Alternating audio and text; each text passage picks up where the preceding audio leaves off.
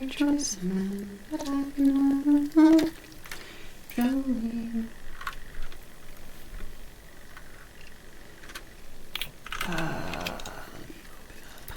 Oh, I should open up Twitch so I can actually see what's going on. Silly me. Sorry about my room being a mess. Let me...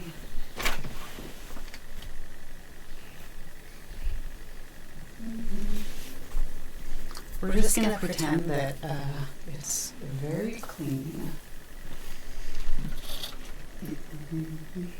Okay, doesn't even... That it's very clean. That's a little better.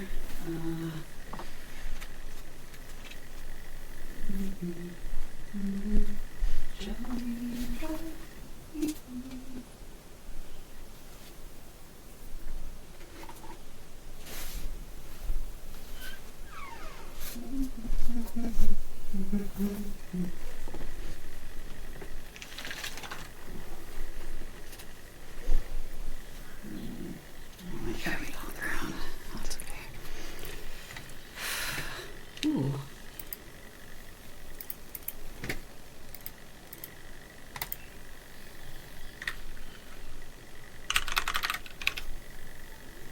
Mm-hmm.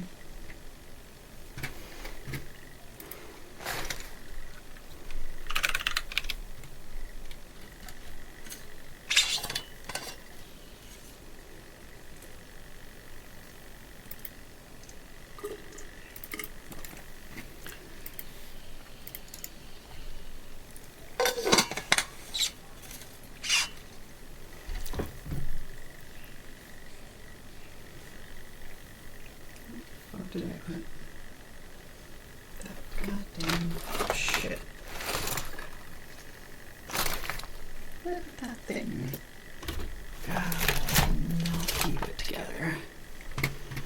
Oh, I am streaming right now. Fork. 87 things.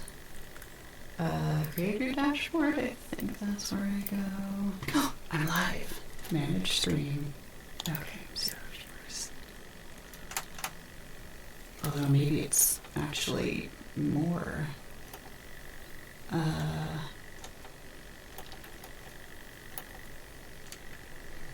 gonna make the video. Okay. Mm-hmm. Let's put in gamer mode.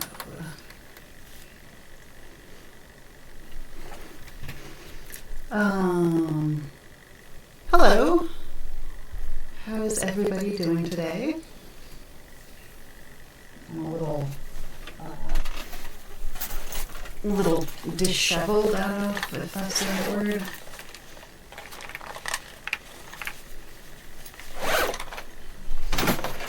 Something is the right word.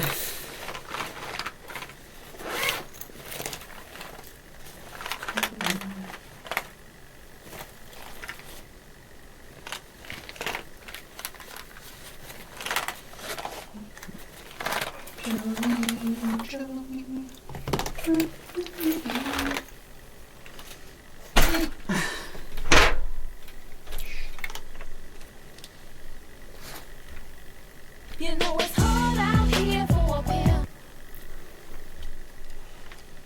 I didn't actually hit that was.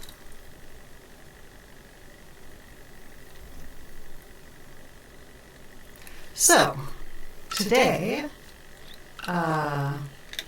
as many of you have been asking, you know, where have I been for the last few months? It has been a while since I streamed.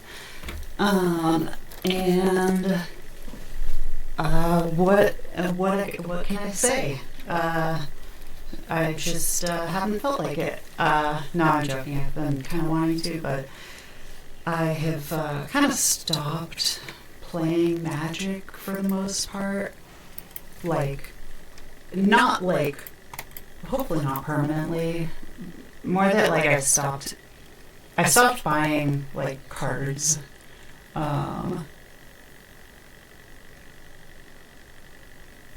reason. Because I'm just really unhappy with the direction of the game. And like, honestly, it started like a few years ago. I think Modern Horizons 1 might have been like Throne of Eldraine, that kind of period, War of the Spark, where things started to go down. Whenever they implemented like the fire philosophy, I think is when things like started going down. But like, I would say in the past year and especially a few months, things have just like escalated, and it's to the point that like it's kind of ridiculous.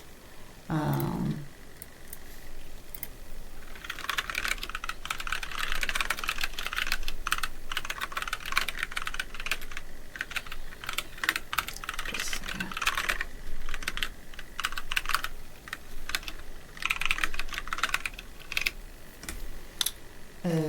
Sorry, what was I saying? Oh yeah, things have just gone ridiculous. Like, I knew that this Lord of the Rings set was coming out. Like, they announced it forever ago. So like, it's not like I'm like astonished, but like now that it is out, it's just like really, I don't know. I don't know how to articulate what I'm thinking. I just really do not like where Magic is at right now. And let me see.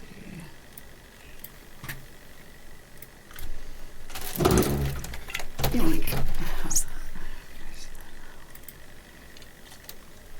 that? Okay, so let's see.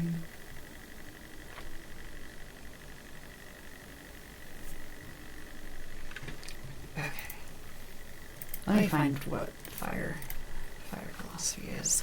Oh, I'll do it in Pale Moon.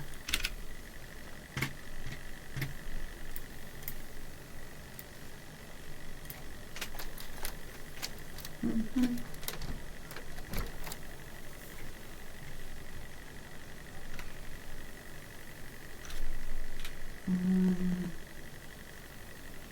What was in my brain?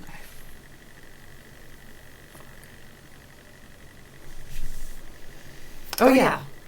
I want to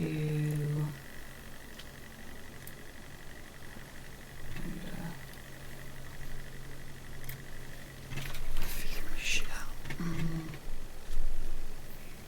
Which one?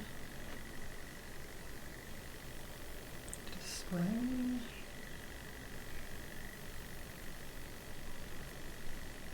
Let me add window capture.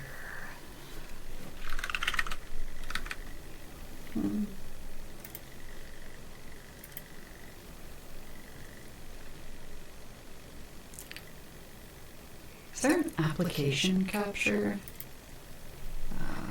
No.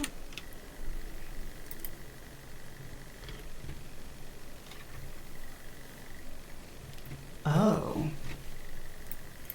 that's interesting.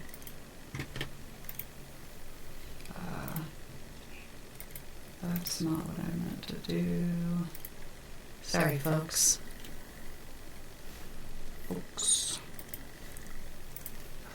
Plus. Window capture, there we go.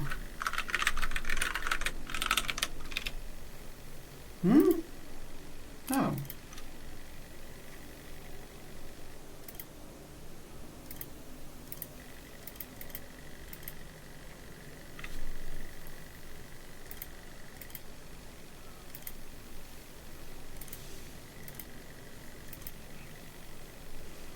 Oops.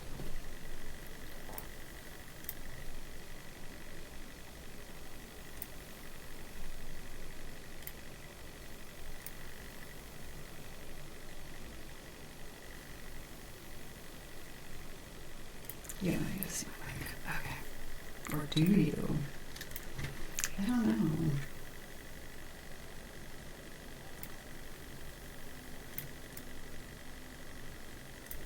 Never mind.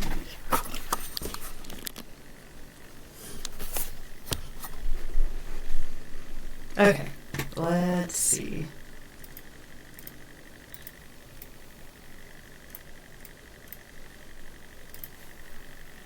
Oh, I know what I can do.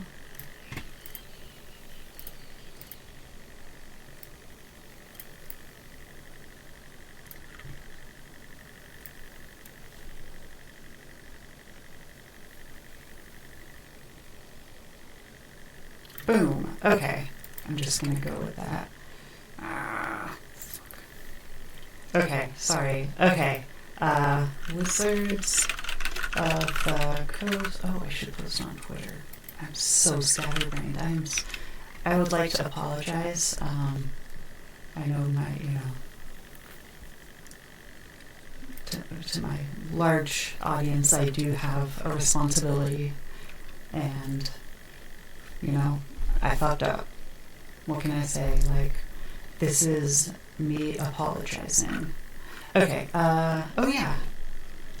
Come hang over streaming live on at twitch.tv/transgirl_420. Come hang! Exclamation point, exclamation point. Tweet.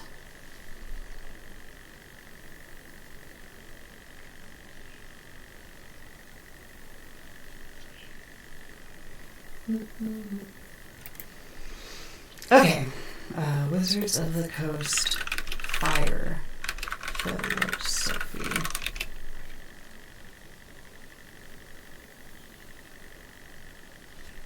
Here we go.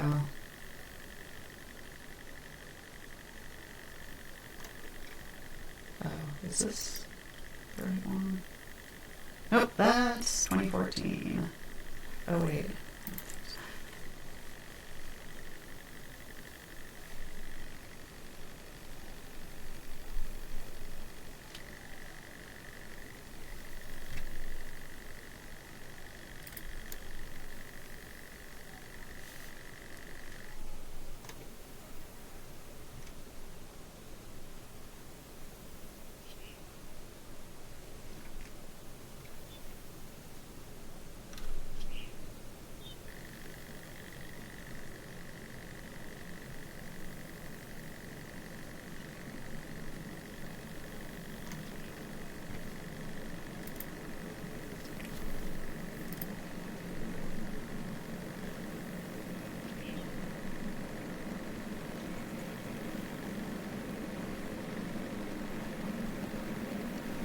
So, okay, what does it actually stand for?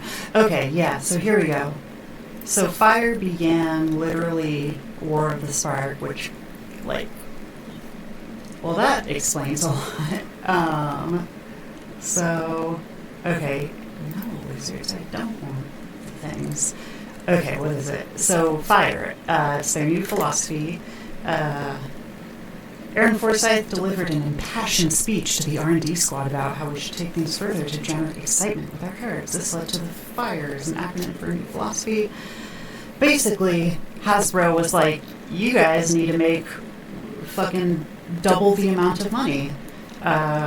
So, yeah, or double the amount of profit. So, yeah. So, I'm going to go ahead and say that Aaron Forsyth probably did, was under, some pressure from above, but let's see. So F is for fun. Above all else, our game should be fun to play. For play design, let's see. Oh yeah. See audio okay? Okay. For play design, fun is about interesting decisions, diverse gameplay experiences, each game being unique as game designers interpreting different definitions of fun as part of our job. We strive to make cards that are fun for a wide variety of audience. I, for inviting, our game should be accessible. From play design's perspective, means that formats should be accessible to newer or less enfranchised player by having resonant cards and comprehensible gameplay. It also means that a wide variety of strategies should be viable. R is for replayability. The key aspect of replayability are balance and diversity. Exciting is E. Players should be excited to read cards and play with them. We want to design and cost cards so that they can inspire cool new decks and archetypes. So here are... wait, murder? That card was printed forever ago, I thought. What? Wait. One of the major shifts is how we design common. Starting War of the Spark, we pushed to make more... Oh, because it was murder common? Common's more exciting. Our goal has never been to not design cool commons, but we stopped constraining ourselves. Here are two commons from Core 2020. So Cloud Conceer and Murder. And I get where they're coming from for this. Like making draft more like powerful. I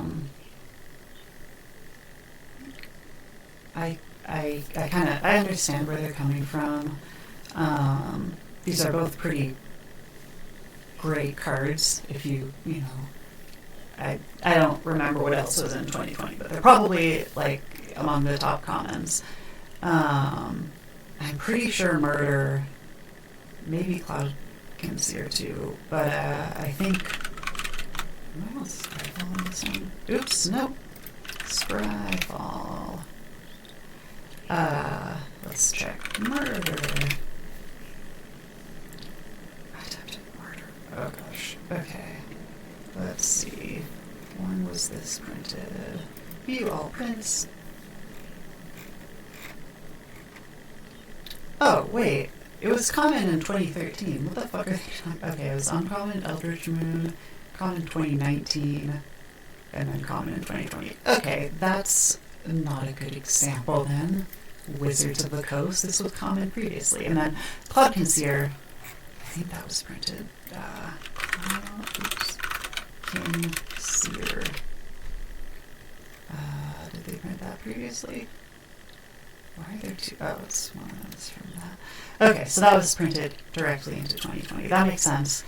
And I get wanting to power up.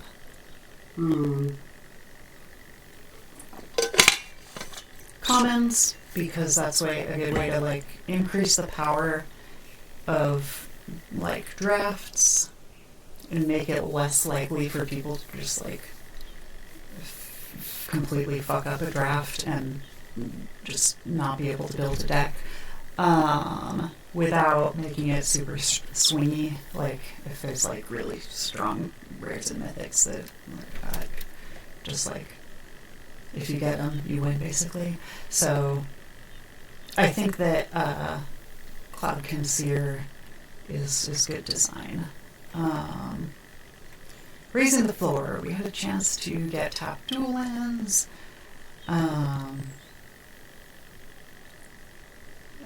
Get a tap dual land in the basic land slot. This is also true for M20, but we've changed the cycle of tap lands and added another land. M20 includes the game lands as well as evolving wilds, the same rate. So, okay, so this makes it so that draft is easier to color fix. That seems pretty reasonable.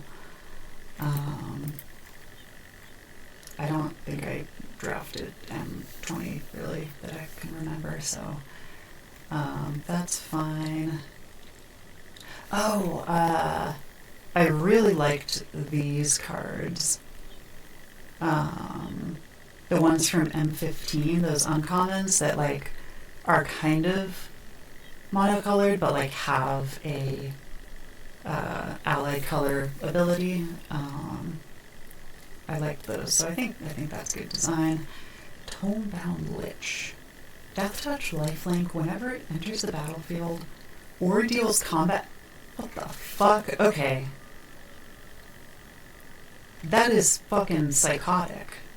Lifelink and Death Touch? Is that psychotic? That seems really good. Enters the battlefield or deals combat damage to the player. So you already get to, like, cycle something. And then it has Death Touch and Lifelink.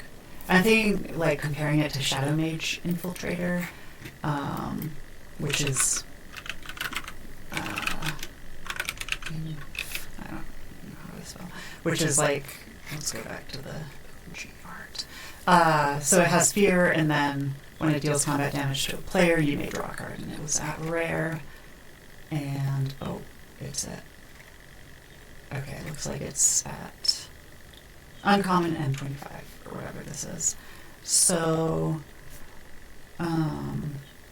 so with this, it has, well, 4 out of 5 times, I guess, if they don't have black creatures, it has better evasion, but it's a worse blocker, but it does, so you draw a card without having to discard a card when it hits, and it has Fear, so most of the time it can't be blocked. This guy, on the other hand, is uncommon, same stats, 1/3, but it has Death Touch, which is going to make opponents very hesitant to block it, and Death Touch on a 1/3 is pretty good, because, like, you got a fucking 2/2 or whatever, 1/2, 1/3, 2/3, like, it's dead. So, like, Death Touch is also a pretty good way of, like, I guess, pseudo evasion. And, like, I guess, I wonder if the differences in like, the quality of Death Touch as evasion are, like, how they compare with the quality of Fear as evasion, because Fear, totally unblockable unless artifact or black creature. So, like, it's really good if you know, it's better evasion if you're playing someone who doesn't have artifact or black creatures, but they are, then it's just, like, doesn't matter. Whereas Death Touch, they can still block it, but their creature is going to die basically no matter what. And they lose most matchups with, like, 1 to 2, 3 cost commons and uncommons, I think. So it does give the opponent the choice to lose a creature, but I think Death Touch is better than Fear because you also have the ability to block with it, which is really good. Like, if you get this out early game, you attack a few times and then, I don't know, like, you can also use it as a blocker, or, like, if your opponent plays something really big, you can play it and, you know, prevent them from attacking. And then it has Lifelink, which is Shadow Mage Infiltrator does not have anything of the sort. So that's just, like, a bonus, like, an extra 1 life whenever it deals damage. So it doesn't require it to hit. And then when it ETBs or deals combat, you cycle a card. So, like, straight away, just by playing it, you're already, like, getting value from it, which you don't get from Shadow Mage Infiltrator. And then, like, from then on, it's not as good, that clause, because you have to discard a card.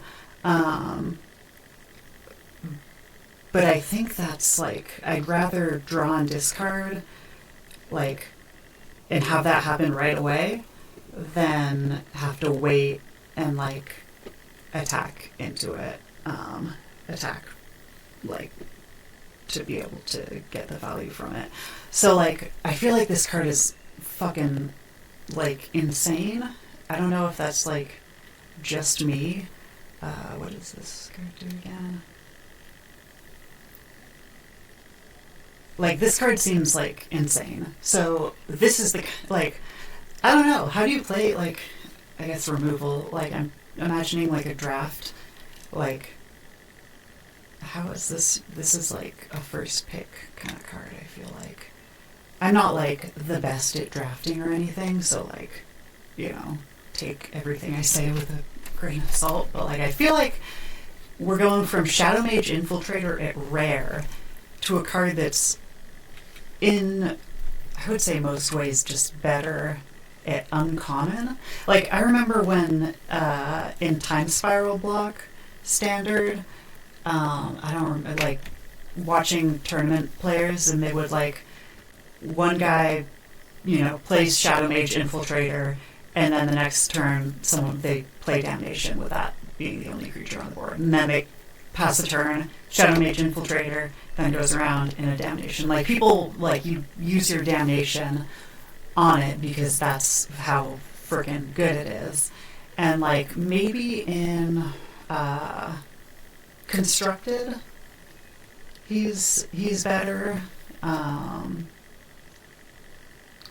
That I'm not really sure about, like, because you do just straight up draw a card and don't have to discard. But maybe Tomebound Lich is still better. But like, I don't know. This just seems overpowered, I guess. I don't know if anybody has experience playing M20 draft, because I feel like this card is just like you just snap it up if it comes around, you know. So this is kind of, and like,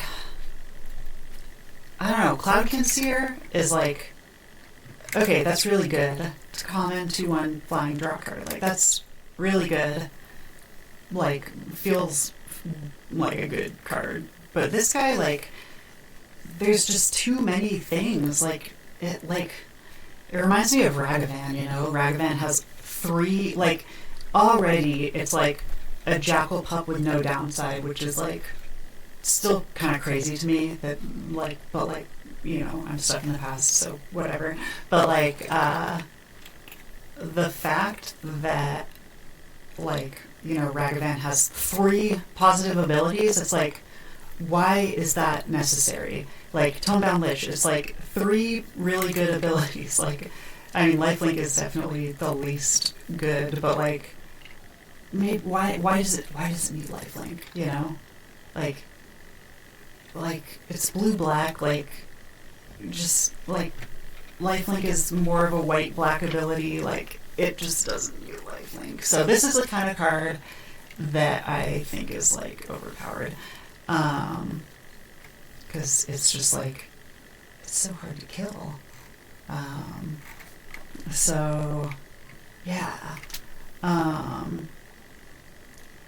Okay, let's see. So going back to this article about fire philosophy, success of MTG Arena is played making.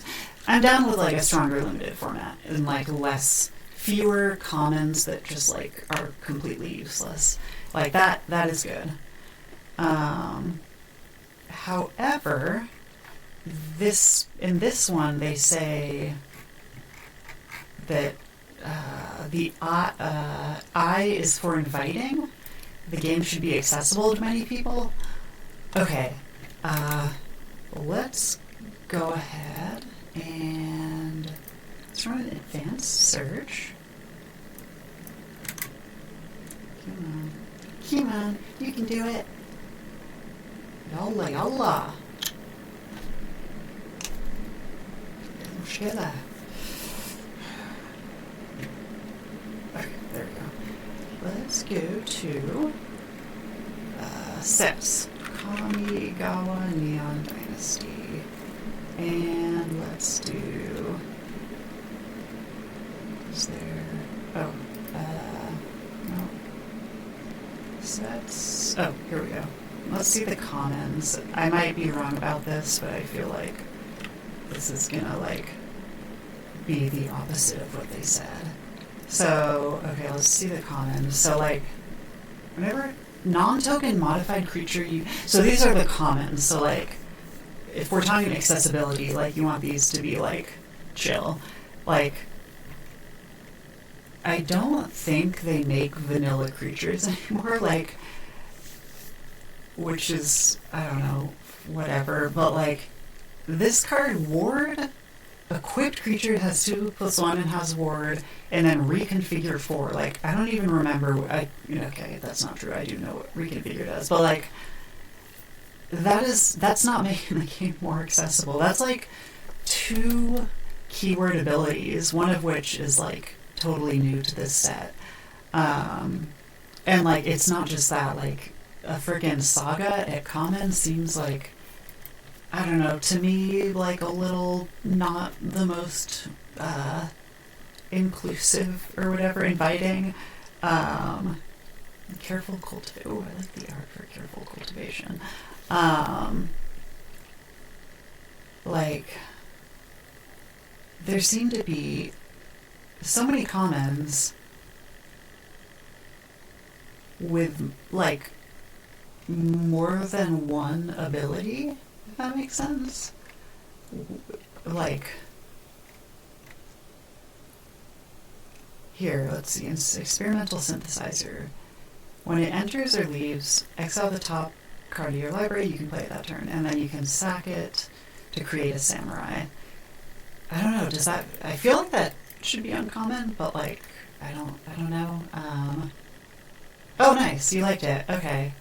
I found it to be like my brain just could not handle it, honestly. Like, I feel like the level of complexity was just like too high for me, at least. I mean, like, it seems like a very fun set. Like, the cards seem cool, but like, I just could not personally like get into it because like it was just so, I don't know, my brain is not the best, but also the level of complexity, and there is like complexity creep, which is like the idea that like over time, like there's, you know, they're going to use up simpler and simpler designs, so like, you know, you could have like knight errant, you know, 2/2 for 1 and white, but like, you know, if you want to make new cards, you're gonna have to, you know, give it something so that it's like not the same, because you want to keep making new cards, right? So like the game is always gonna get more complicated. I feel like though recently, like they've really increased the complexity.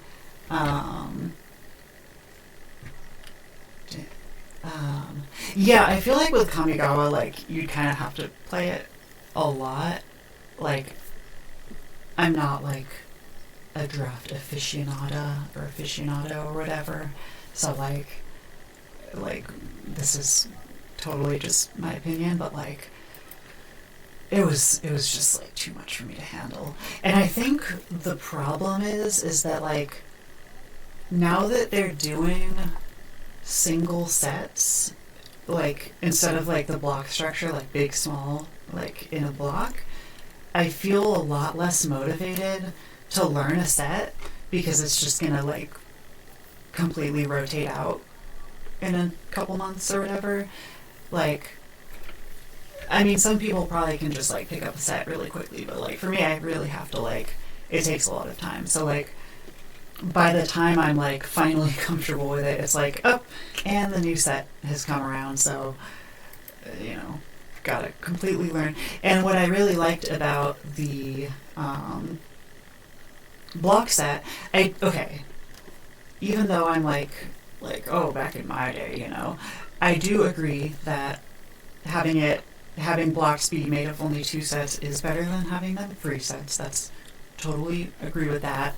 But I do think that having blocks with a big set and then a small set, like Innistrad, is the way to go, because like then you can like get comfortable with a set, like drafting a set, and then you get a whole influx of new cards, but like you don't have to completely, like you don't just like forget, like, yeah, like, you know what I'm saying? Like you don't like, it's like, okay, like I'm playing Ravnica, and then like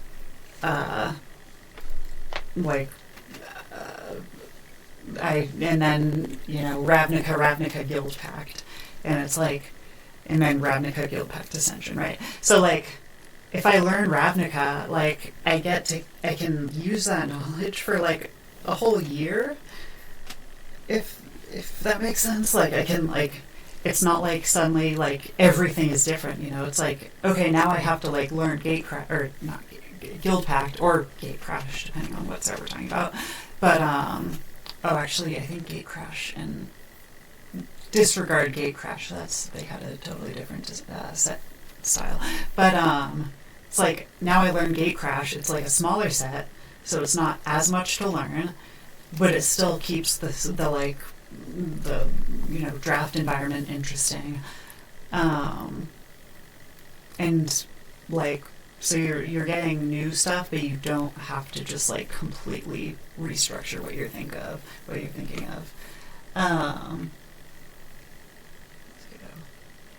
Here's a set that focuses on 5 guilds.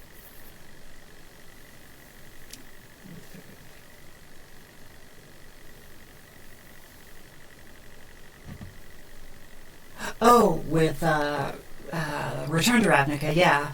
I think like I get what they were doing. Like the original Ravnica block, it's like weird that like, you know, you get Dimir, Golgari, Boros, and Selesnya in like the big set. So those get open for like a whole year, and then Guild Pact you get Gruul, Orzhov, and don't tell me, Azorius? No, Azorius is Dissension. Fuck. Oh, this is gonna, okay, hang on. Is it? There we go.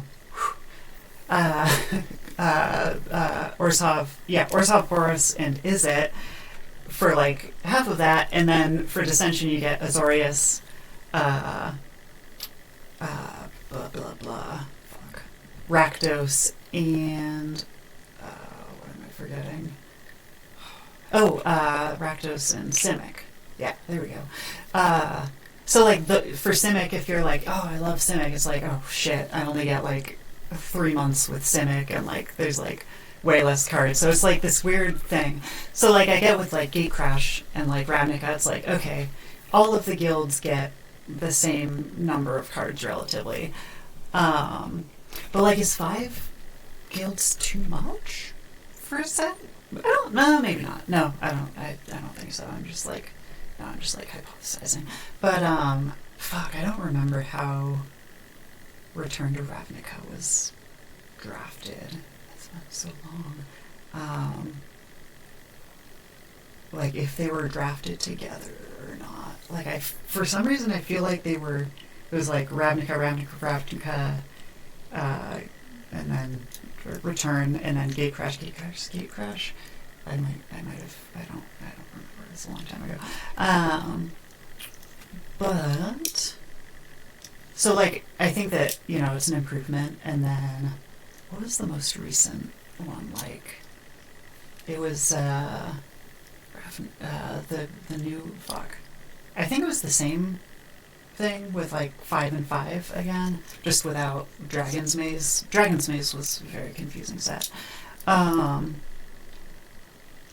But like I'm like thinking about original Innistrad. I mean, I like that was so fun for drafting and just like amazing set. Innistrad Dark Ascension was like my favorite. Like you get to learn how to draft Innistrad, and then Dark Ascension comes along and like it like mixes things up, and you have to learn new stuff. But like you don't just like have to, like you don't just like, well, all of that stuff I did was totally useless. Yeah, it's so good. Oh man, that was like, I feel like a very like kind of a revolutionary set, if that is like a thing that we can say about Magic the Gathering sets. I feel like it really like was a real like high point in the game. I think that they would really like had design down good. Yeah, vampires are fun. I want to build a Olivia, the new one, where she like sneak attacks vampires or something like that. I don't know. She like gets them into play or something. She's pretty cool. Yeah, and it was like such a new like, oh, Liliana Vest cosplay. I don't know. I've never even thought it. I don't actually cosplay, so like there's that. But also, I've like of all the characters, Liliana Vet. Fuck, I can't spell. I've never thought about cosplaying her specifically. Could be fun.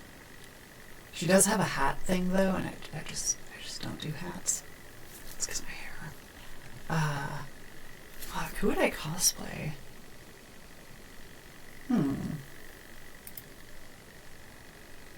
Yeah, Crimson Bride, right. Oh, Evelyn, she's from New Capenna. Oh yeah, I feel okay. Maybe this is controversial, but I thought New Capenna was fucking dope. Like I liked it. I don't know if that's actually controversial, if I'm just like making that up. For some reason, like I feel like it, like hearing about it being less well received. Like, but I like that the like whole like Art Deco like thing. New Capenna, the set that Evelyn is from, or the block, Plain. There we go. Like having it be like the like 1920s like 1920s mobs and stuff. Like I feel like there was a lot of like, oh, this doesn't feel like magic, but like I disagree. I think it felt, I think magic can be a lot of things.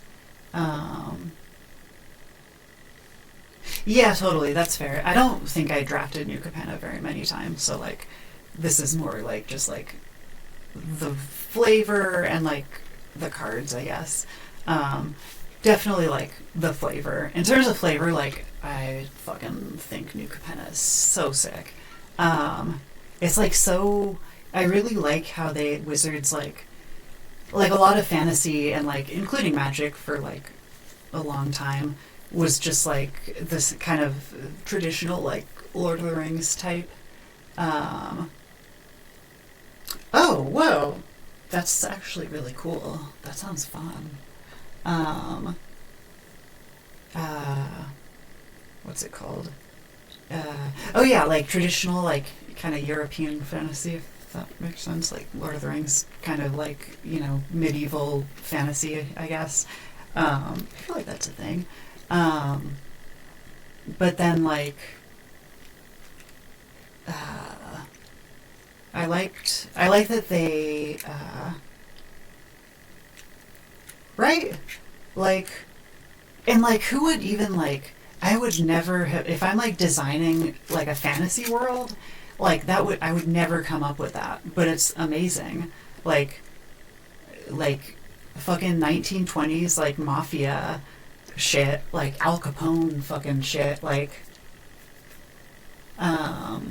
yeah, and like I guess like New Capenna is like, I don't know if it's like kind of American or like Western or whatever, but like it's very different, very different from like the traditional stuff.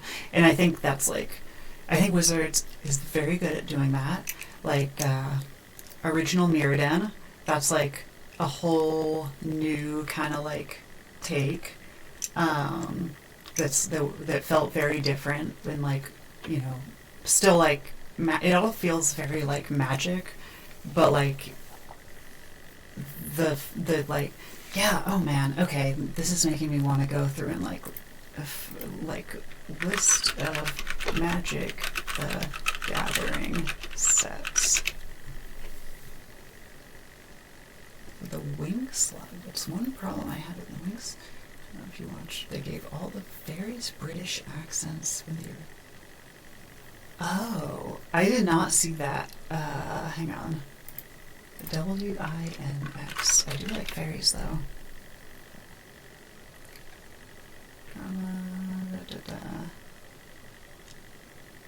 Oh, wait. Oh, wait. There's multiple. I'm gonna guess the newer one, maybe. Correct me if I'm wrong. But, it's based off of a series called Wings Club. Oh, that's interesting. Why do fairies always have British accents, don't they? I'm like, yeah, fuck. It wasn't good? Okay. Well, that is good to know. In that case, I will choose not to watch it. What's it called? Yeah, why do fairies always have it's like they want to make them, like, delicate. I guess, and like, oh, British, British people are, the most delicate. Ah, yes, hello, I'm a posh British person. My fairy wings, please don't break them or whatever. That is super interesting. Fuck, are there any fairies that, like, don't have a British accent? There must be, I'm sure there are. But that's so funny. Wow. British fairies. I feel like that other show with fairies, Carnival Row, I didn't actually watch it. I watched, like, the first half of the first episode. I'm, like, really bad at, like, watching shows, so, like, I'm not saying it's bad or anything. I just, like, couldn't. I'm pretty sure there's, like, a fairy, and I think she has a British accent, even though, like, maybe the rest also have British accents. Fuck, I have no idea. But, I guess it takes place in, like, Britain. Okay, maybe this is a bad example, but, like, yeah, no, that's totally true. Thank you for pointing that out. That is super interesting. Asian fairy. Oh, okay, that's cool. So the original is the one that you would recommend, it sounds like. Yeah, that's... Oh, have I seen this before? This looks like vaguely familiar. 2004. I didn't watch TV growing up, so, like, I wouldn't have seen it there, but... Was there, like, merch? Did people have, like, binders with these characters on them or something? Toys? That looks kind of interesting. I do like fairies. Fairies are fun. They're very cute.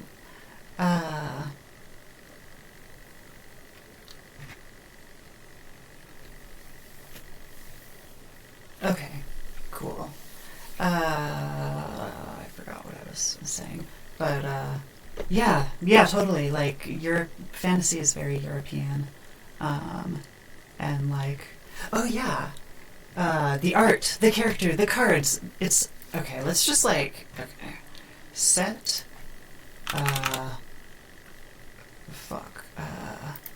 game, new, CPN, Capenna, new Capenna. Okay, we gotta go back to fan search. New Streets. Oh, Streets of New Capenna. That's what I was forgetting. A little chat. Fucking, like, these angels and shit. Like, oh my god, An Offer You Can't Refuse is amazing. It literally is just like, well, that's a card that's in every EDH deck I have that plays blue.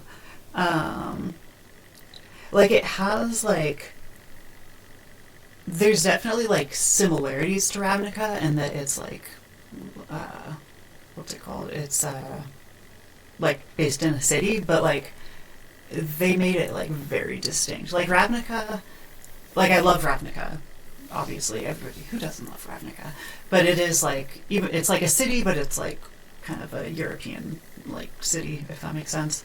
Like, based, like, European fantasy kind of city. Oh, interesting. I never, that's kind of cool. I don't play Arena. I've tried a few times, but then I don't know. I use something. I'm bad at playing video games. I always forget to play them. Like, this is like very different from Ravnica, even though there's like some superficial similarities. Like, I mean, there's similarities in that they're both based in like cities.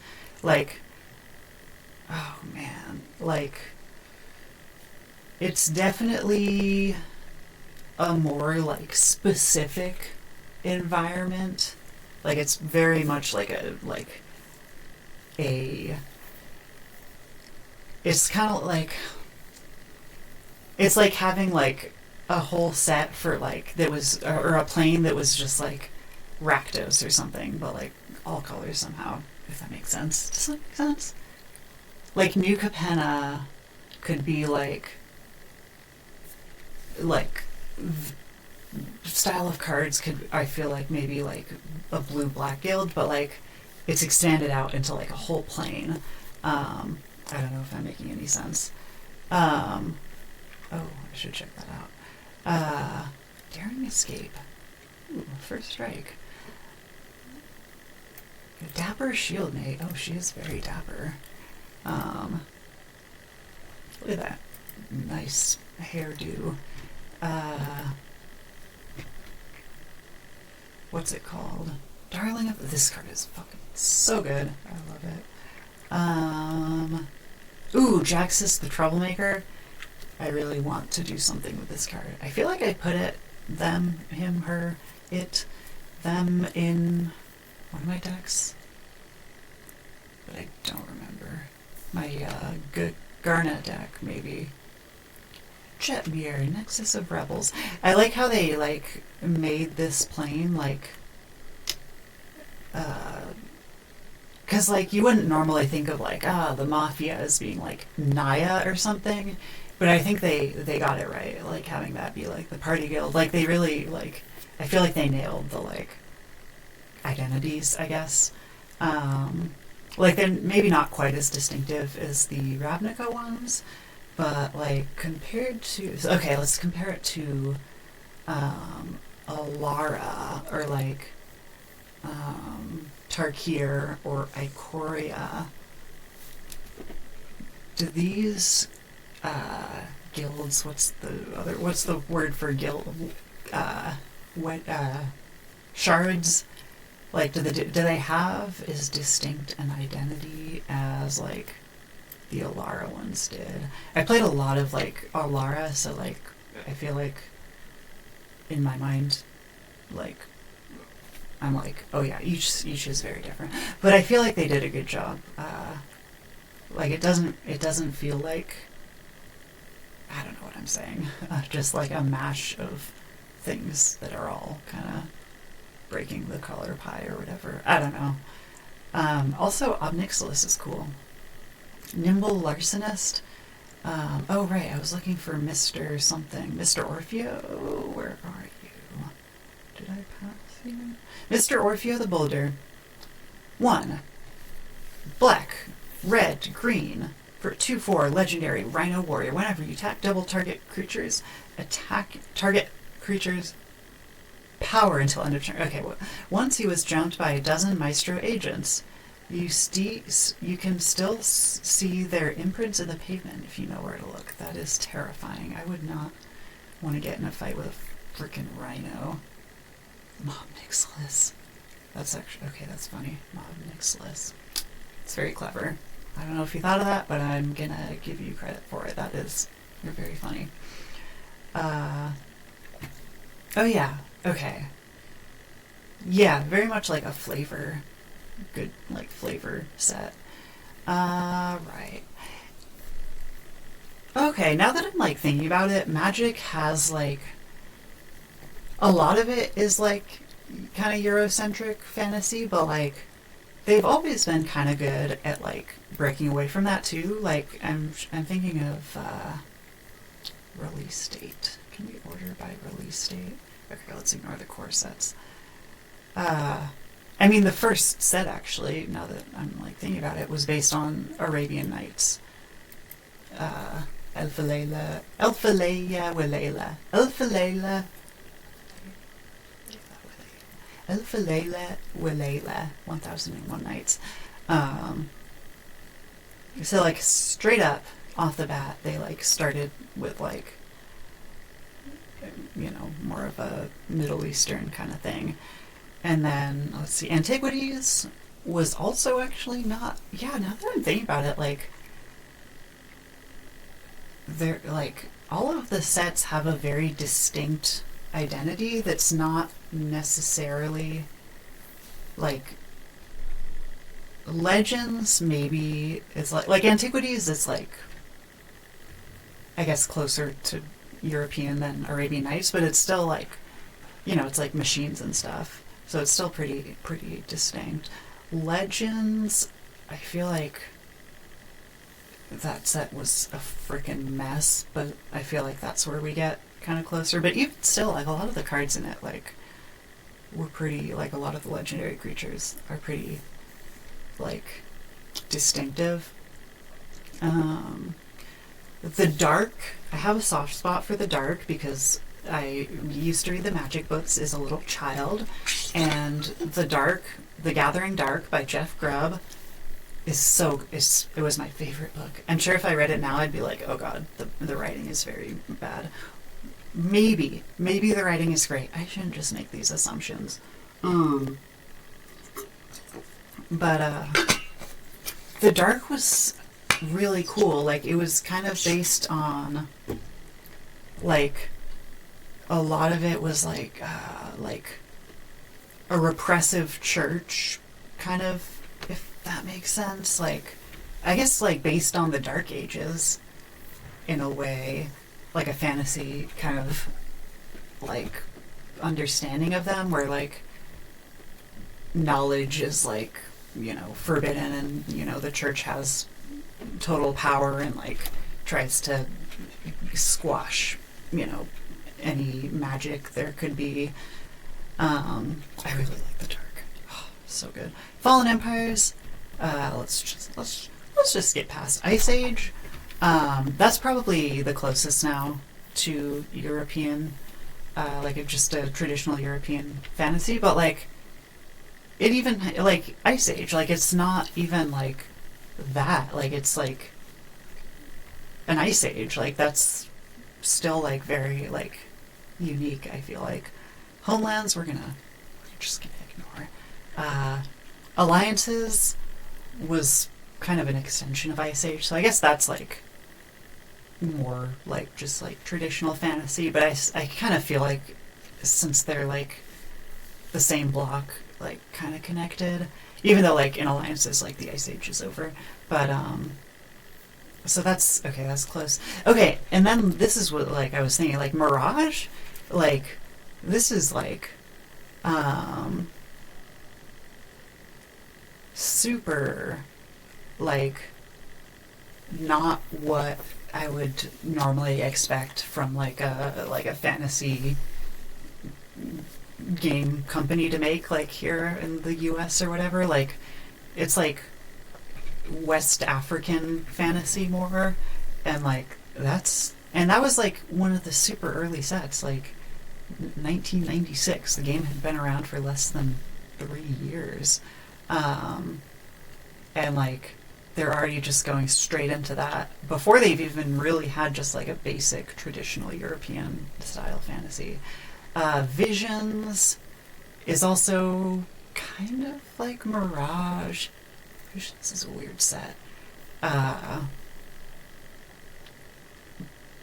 like still kind of like that West African, but it has a pretty distinct feel, I feel like. And then Weatherlight is like totally different, so it's kind of weird that it's in the same block. Weatherlight I associate more with Tempest block. I would say Tempest block is where we get like pretty traditional fantasy. I've read the books for those, and they were so good. I really like Tempest. I'm not saying it's like bad if it's like ooh, let's see, you wrote something long. MTG and Wizards is a bit inclusive, can always be better, yeah. The Black Planeswalkers all feel decent to me comparatively speaking to how they write their character, to how well they write their characters. Theros is actually pretty cool. And the land of Setessa actually supports trans women, treats them the same and do not differentiate them from cis women. I don't remember Senessa. I do not remember. It's basically the land of the land of the Amazons of the Theros world. Boys are born to and raised there too, but tend to leave a certain age for a pilgrimage. Oh, I did not know anything about that. Wait, that's like, okay, that sounds awesome.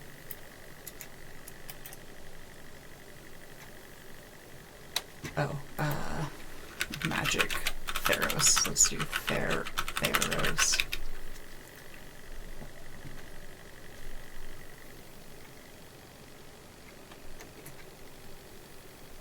Oh.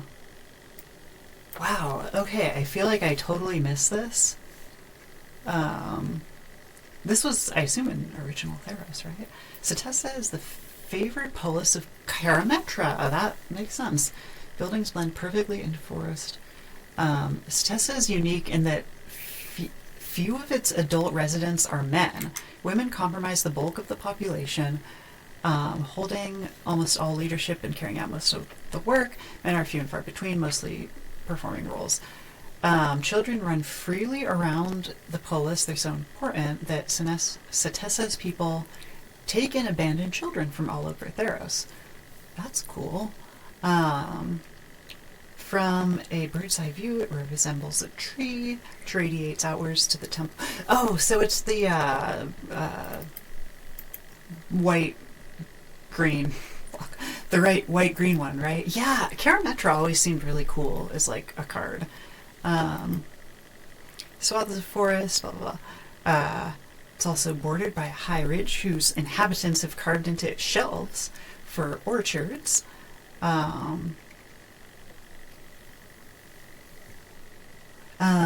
Setessa is populated mainly by women and children. There's no marriage and properties. Wow, this sounds like a utopia. Ancestors are traced matrilineally.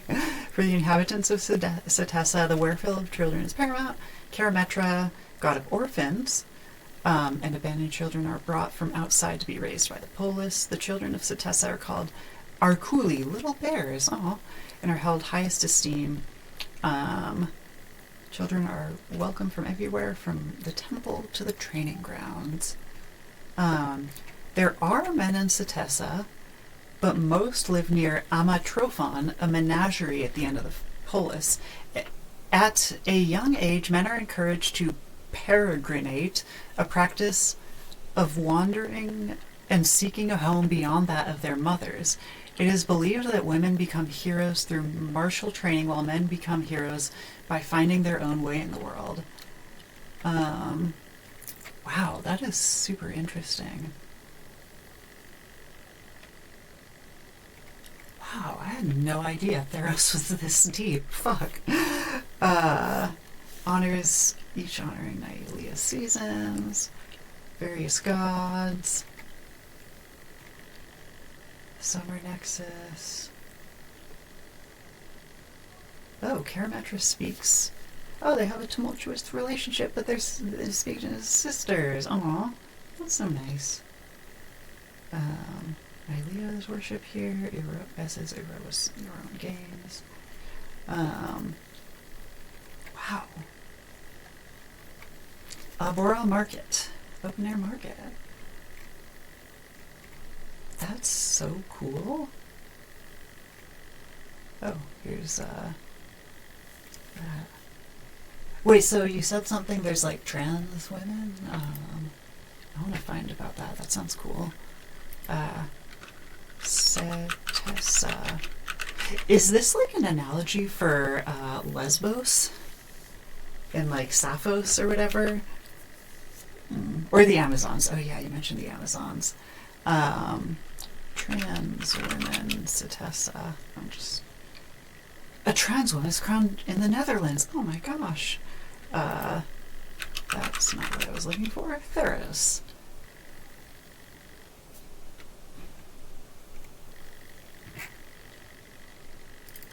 Let me try it.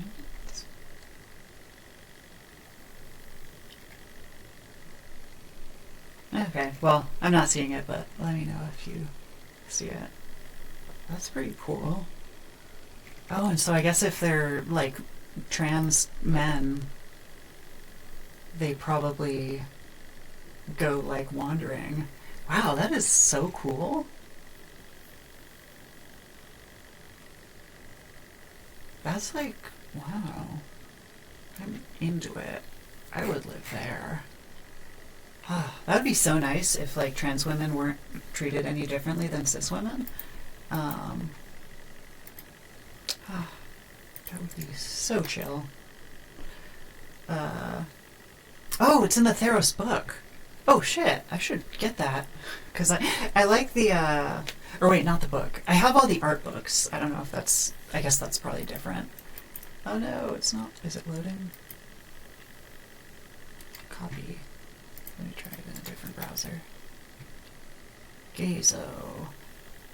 Oh, gender in Satessa. Here we go. Copy image link. Let me see if I can. Let me try it again.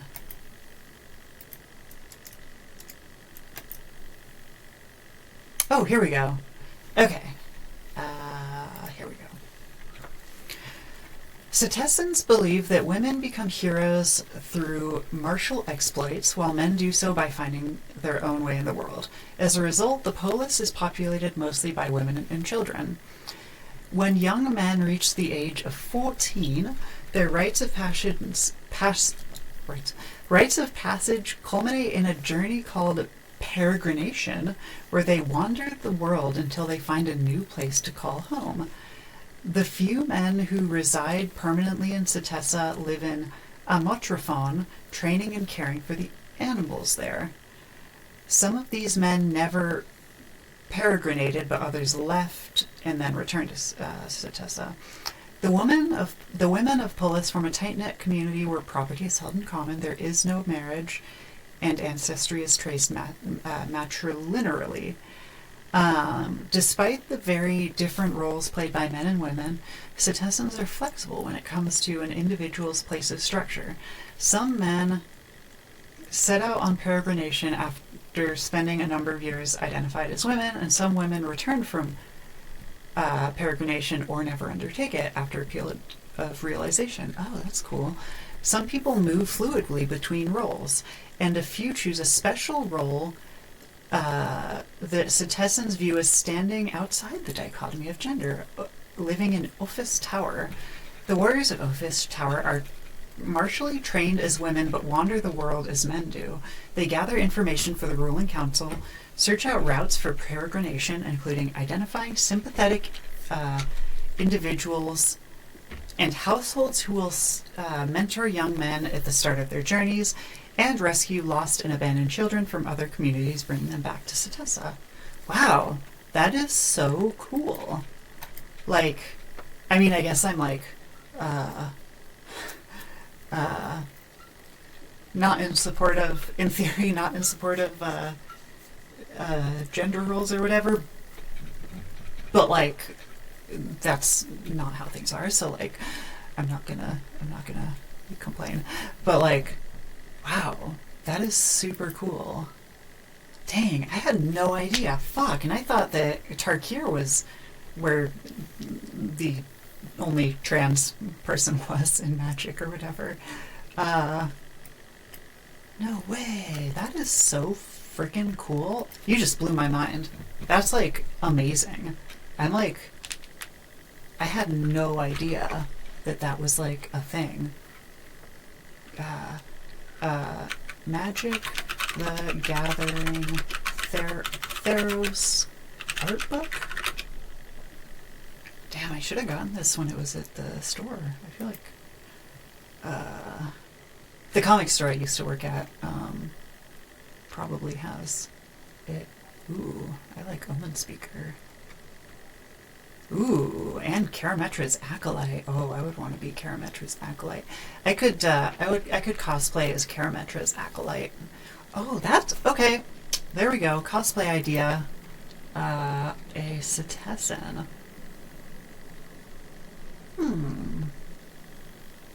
Yeah. Okay.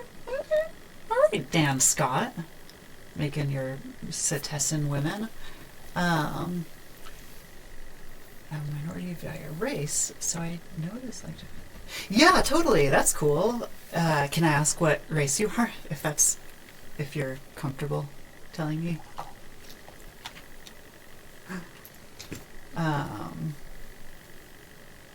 Greece. Black. Nice. Cool.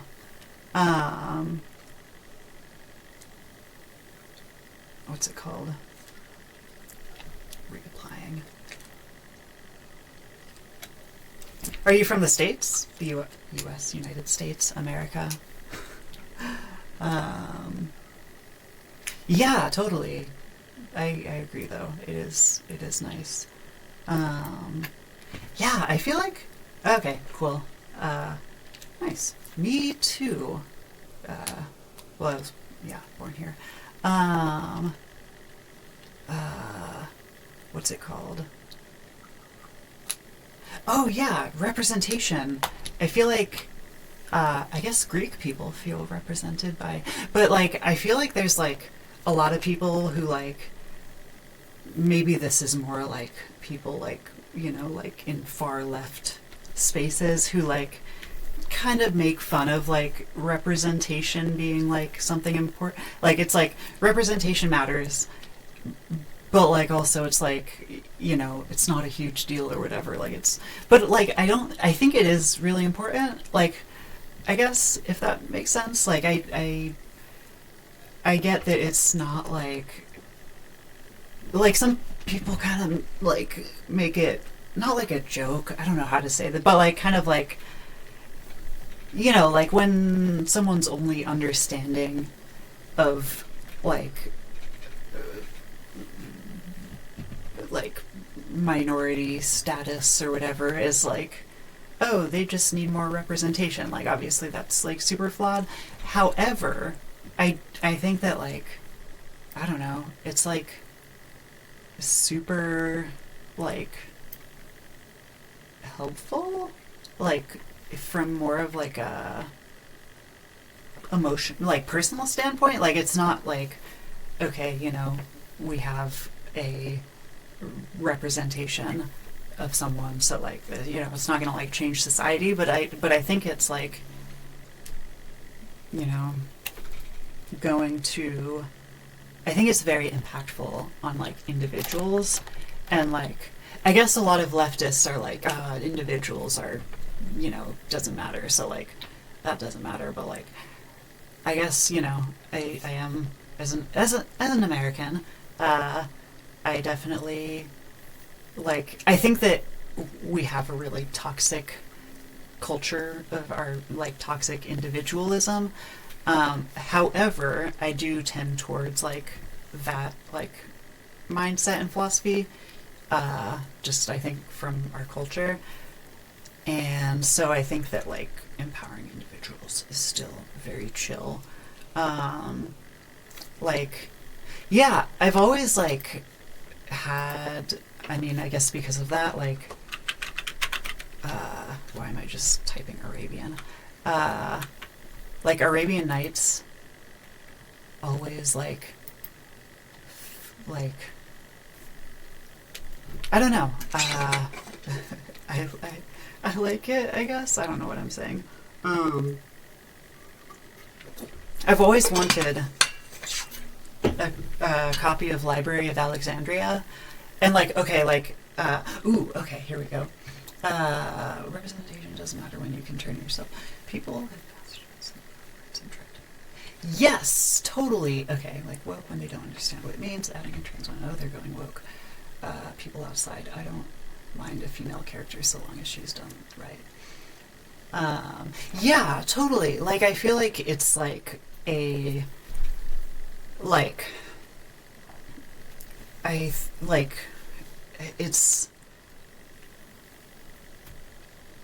like, there are, like, criticisms of it. Like, there's definitely, like, tokenizing, tokenization, and I think that's, like, like bad, obviously, but like I think it's complicated, if that makes sense. Like they're like, fuck. Yeah, okay. I'm like trying to expand on what you're saying, like that. Yes, I feel like I have a thought, but I don't know how. I'm very inarticulate. Representation.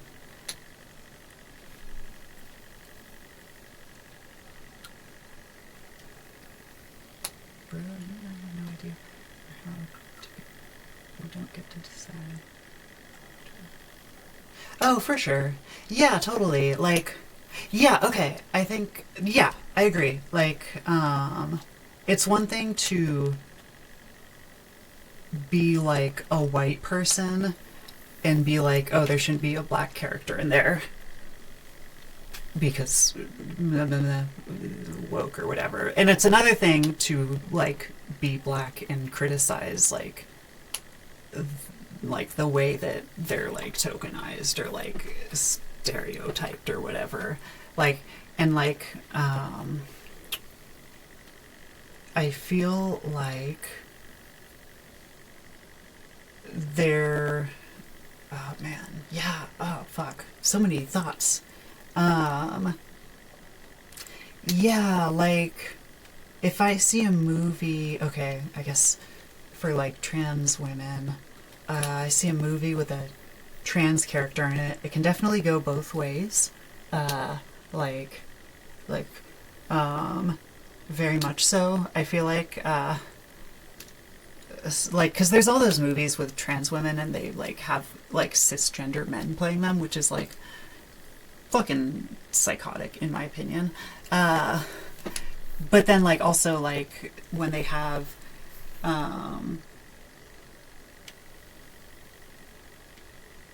yeah, totally. It's like, it's more complicated than just like, oh, there's, you know, a character of like this one minority group or whatever, or there's a, you know, it's like,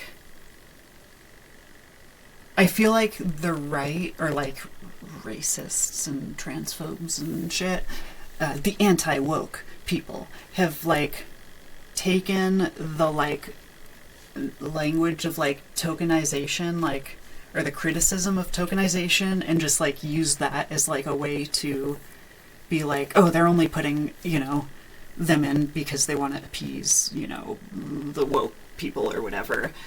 Whereas like, you know, like that like very well could be true and probably is like technically true a lot of the time, where like, you know, like Disney or something, like, yeah, they're probably like, I'm like not gonna be like, oh, they're, you know, Disney is just so, you know, understands diversity, or like, yeah, they're totally like doing characters of like different whatever race or gender or whatever, like because they want to make money. But like, I don't think trans people are still fighting through the hell just to live a normal life. Yeah, totally. Yeah, I agree. I think that, yeah, usually trans women are like, I don't know. I mean, I guess usually they're like the butt of a joke, at least until recently. But, like, what shows or movies? Orange is the New Black has Laverne Cox. Fuck, I got sidetracked. Oh yeah, like, I think it's like, if I'm like, Pose. Oh yeah, I started watching Pose. I did like it, but then I stopped watching it because I'm bad at remembering to watch things. Yeah, it was good. Oh yeah. I liked when the guy like did the dance thing and then the person was like, "Who are you?" And she was like, "I'm his mother," in like a New York accent, or whatever. I think that's the one, Pose, where it's like the ballroom. like, yeah. Oh yeah, ball culture. Like, I think so. Like a show. Okay, like let's think about this. Like a show like that, like, is really good, and like the people who made it, I'm gonna assume, are like very like smart and like, or like, you know, woke, like in a good way. Yeah, exactly. That's what I was thinking of. Like, I just like remember seeing like random fucking movies, and it's like, oh, I remember a line like, the last 5 dates I went on, they turned out to be men. It was like some dumb romantic comedy with like some like one of those like famous actors, like, yeah, I don't know, and it's, yeah, no, like, but what was I saying? Like the people making the show. Oh, Billy Porter, right? Um, like, and I think the show is like super like important, like for representation and stuff. And I don't know, but not like, but sorry, this is gonna sound bad, but like, but it wouldn't have like, FX would not have funded it if they thought it wouldn't like make money, basically, I think is what I'm trying to say. I'm trying to like frame this where it's not like a bad thing.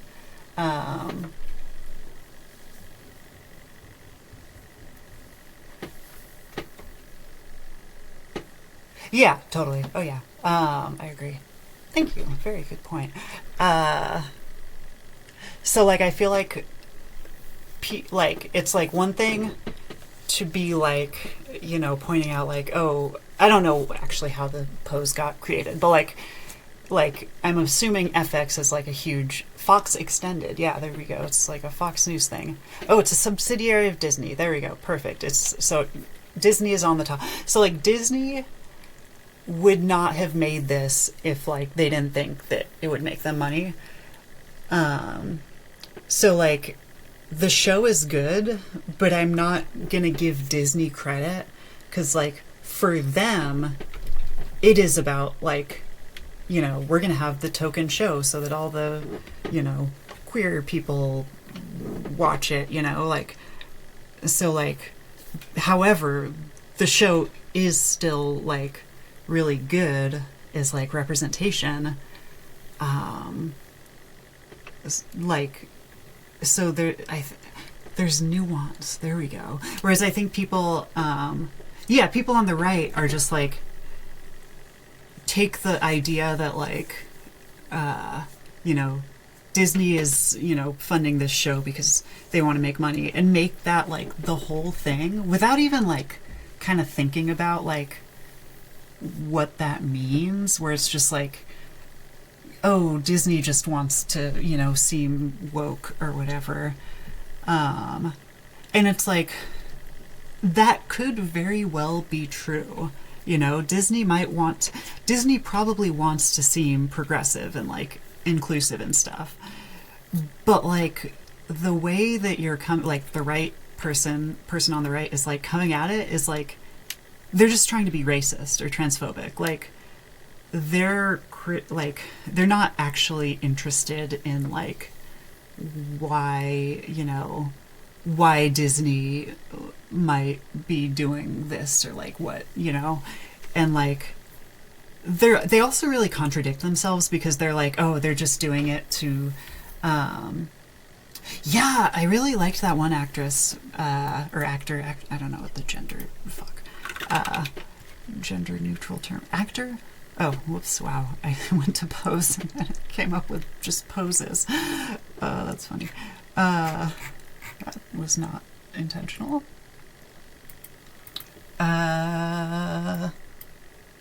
Michelle Rodriguez.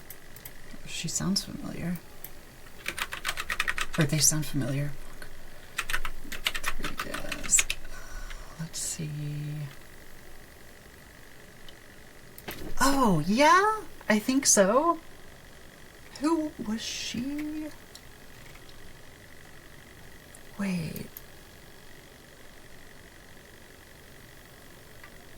Who was she in Pose? Sorry, now I'm like on a whole thing. Oh, wait, different Michelle Rodriguez. Is that this? Wait, hang on. Oh, her! Okay, I don't know if that's the same person you're talking about, but yeah, her, she is very cool. I was thinking of the one who, like, bear in mind I only saw like 2 episodes of it. Michaela. Yeah, she was like, I'm his mother, and that was very like, ooh, that really hit home, or whatever, like, you know, very emotional, good stuff. Ooh, Michelle Rodriguez rocks tiny white bikini with mystery blonde. Oh my goodness. Wow. Okay, sorry, I don't know what happened there. Disregard. Pose. Show characters. She's the one. Okay, who am I thinking of? Fucking. This one. They are. The one with, I don't know, curly hair on the left here. They, I think they're non-binary. Dominique Jackson, maybe? Let me look them up. Not her. I mean, she was very good too. Angel, yeah! Angel. I really liked her, the person, the actor of them. India Moore, maybe? I'm pretty sure they're not binary, so I'm gonna go with they. India Moore. Yes! Okay, here we go. They are known. Oh yeah, okay, they're not binary. Ooh. Yeah, they're very attractive. I really liked them. They were so cute. Yeah, the character was like adorable. I liked her.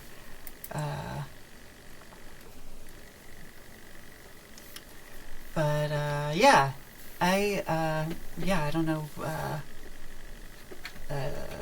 what, who, what, where. Oh. But yes, I agree. Representation does matter, and I'm down for it, even if like big corporations are profiting off of it, if that makes sense. Like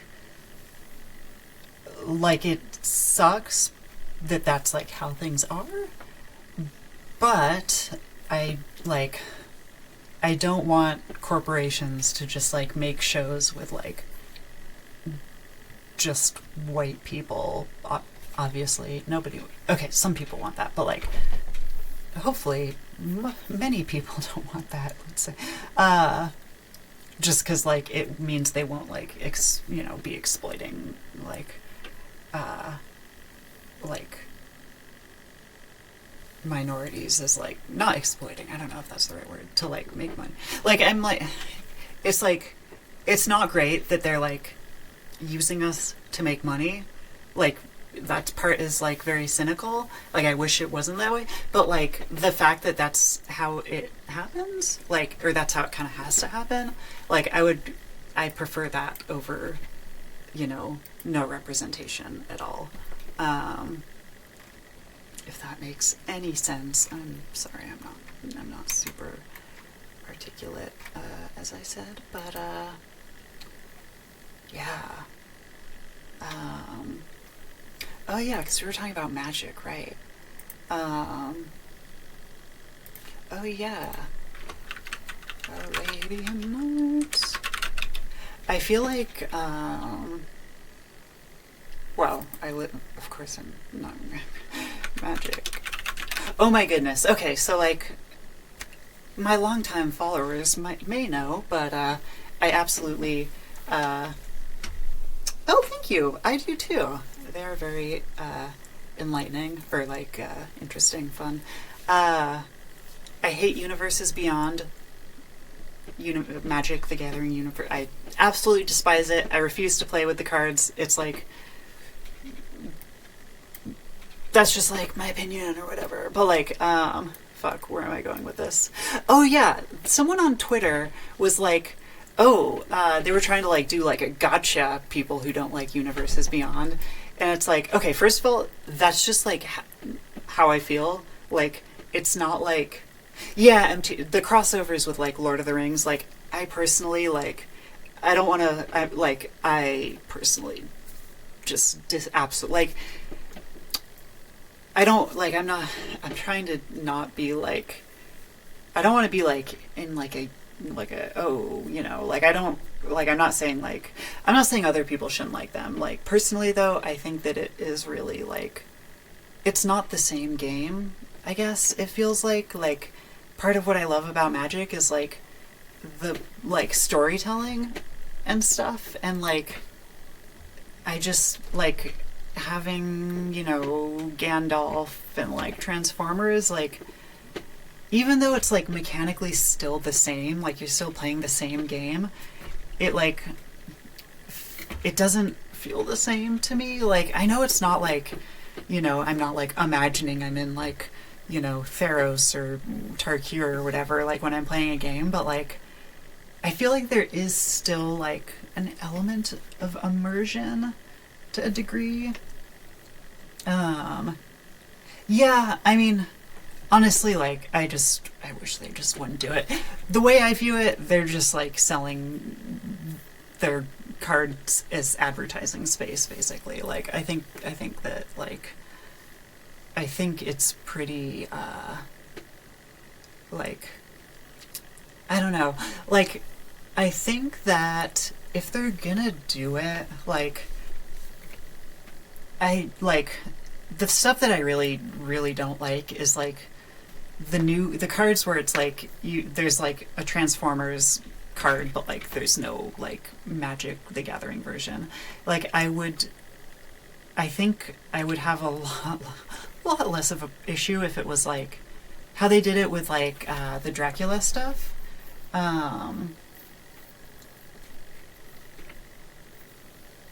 Yeah, like where it's like you can get the like where you know you play with your like the normal Magic card, but like, you know, if you want like there's like a variant version that's like not, you know, that's like it's like having like an altar where it's like you draw like a character that you like on it, you know, like I think that is like fine. I think I don't know how I'd feel about it if that's like what they were doing without all the other stuff. Maybe I would like be like, oh, this is so maybe this is just me you know, compromising my whatever, but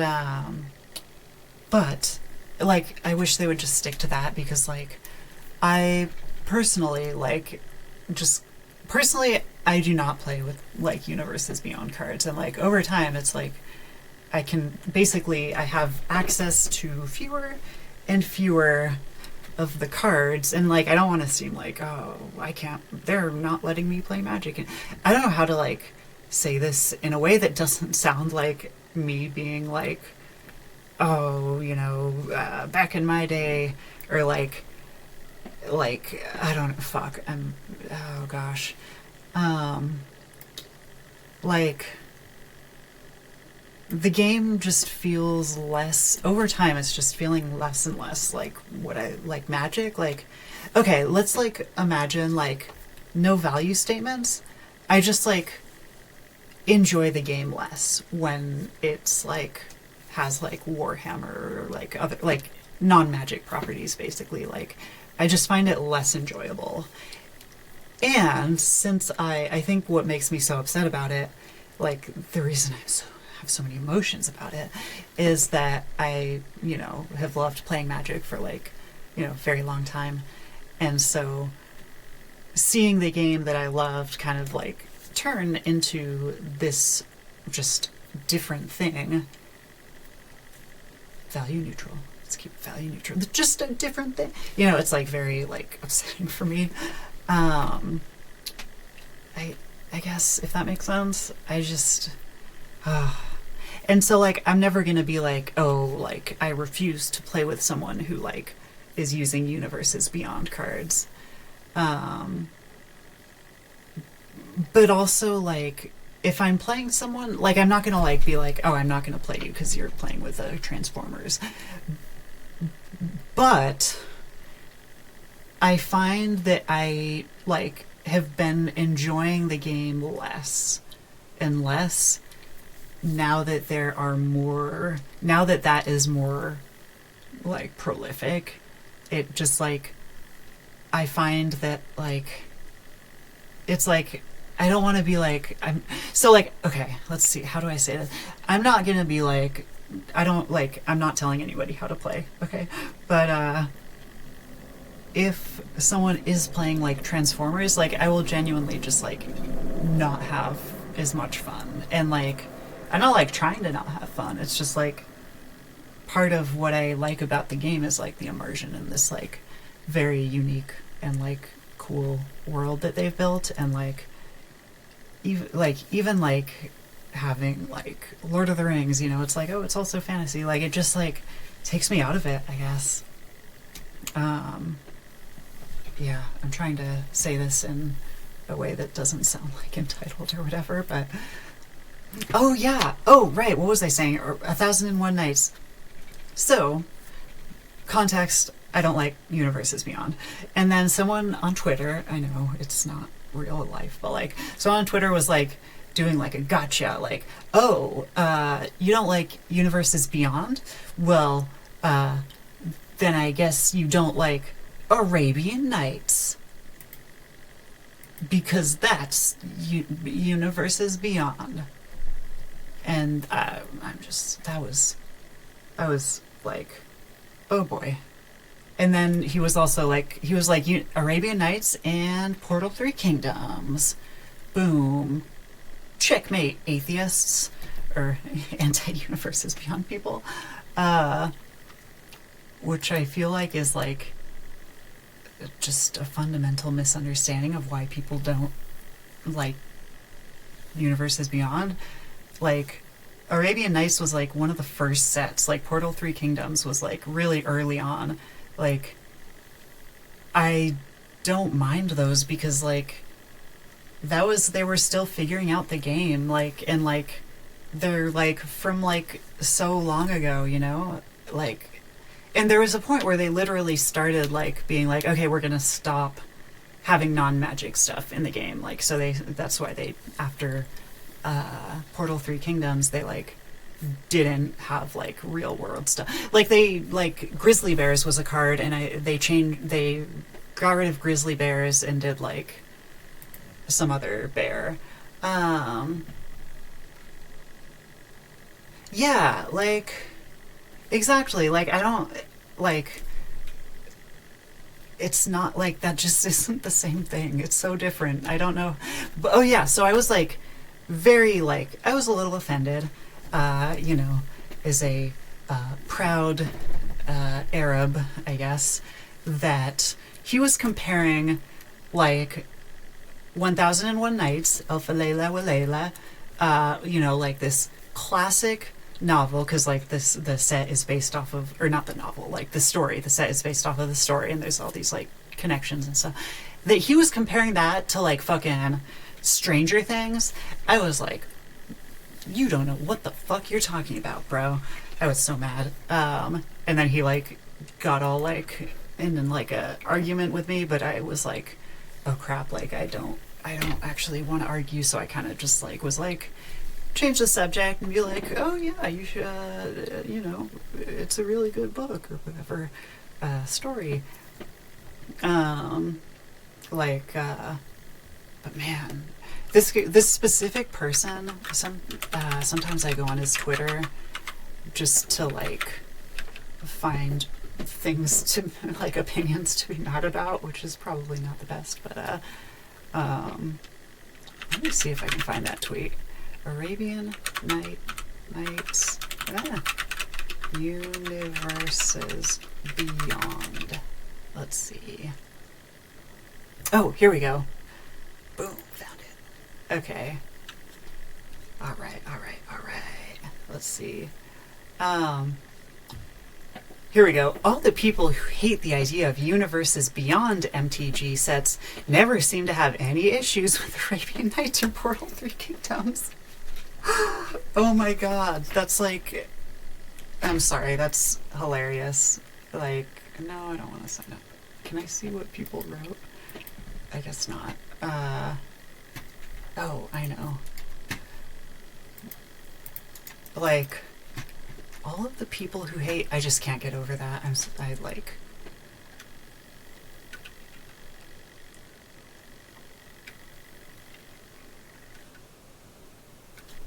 Okay, yeah, so in the comments, like, hang on, let me see if I can show the comments. I'm sorry, I like... sometimes it's nice, I find it enjoyable to, like, shit on people, which I don't know if that's healthy or not. But it is kind of fun sometimes. I don't know if you know about the Young Turks, but they're like a progressive. Thank you. Yes, cool. All right, I feel vindicated. They're like a progressive news channel or whatever. They're pretty like. I've always got negative. I've never got good vibes from them. There we go. Thank you. I agree. Basically, the main people the main like news hosts have basically like been saying a lot of like transphobic stuff without like thinking they're being like supportive, but like basically like being transphobic. And, like, there's, it's a whole thing. And it's, like, I never liked them, so it's, like, I'm not, like, happy that they're, like, coming out as transphobic. But, like, it is kind of entertaining. Like, in, like, a weirdly sadistic way, I guess. Oh, man, that sounds bad. But, we can look at that next. Let me find, okay. Twitter. Nope, not that one. Here we go. Okay.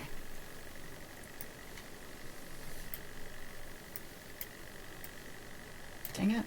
This window is huge. Why is it so big? Oh my gosh. Oh, whoops. Oh, whoa. Hello there. Hang on.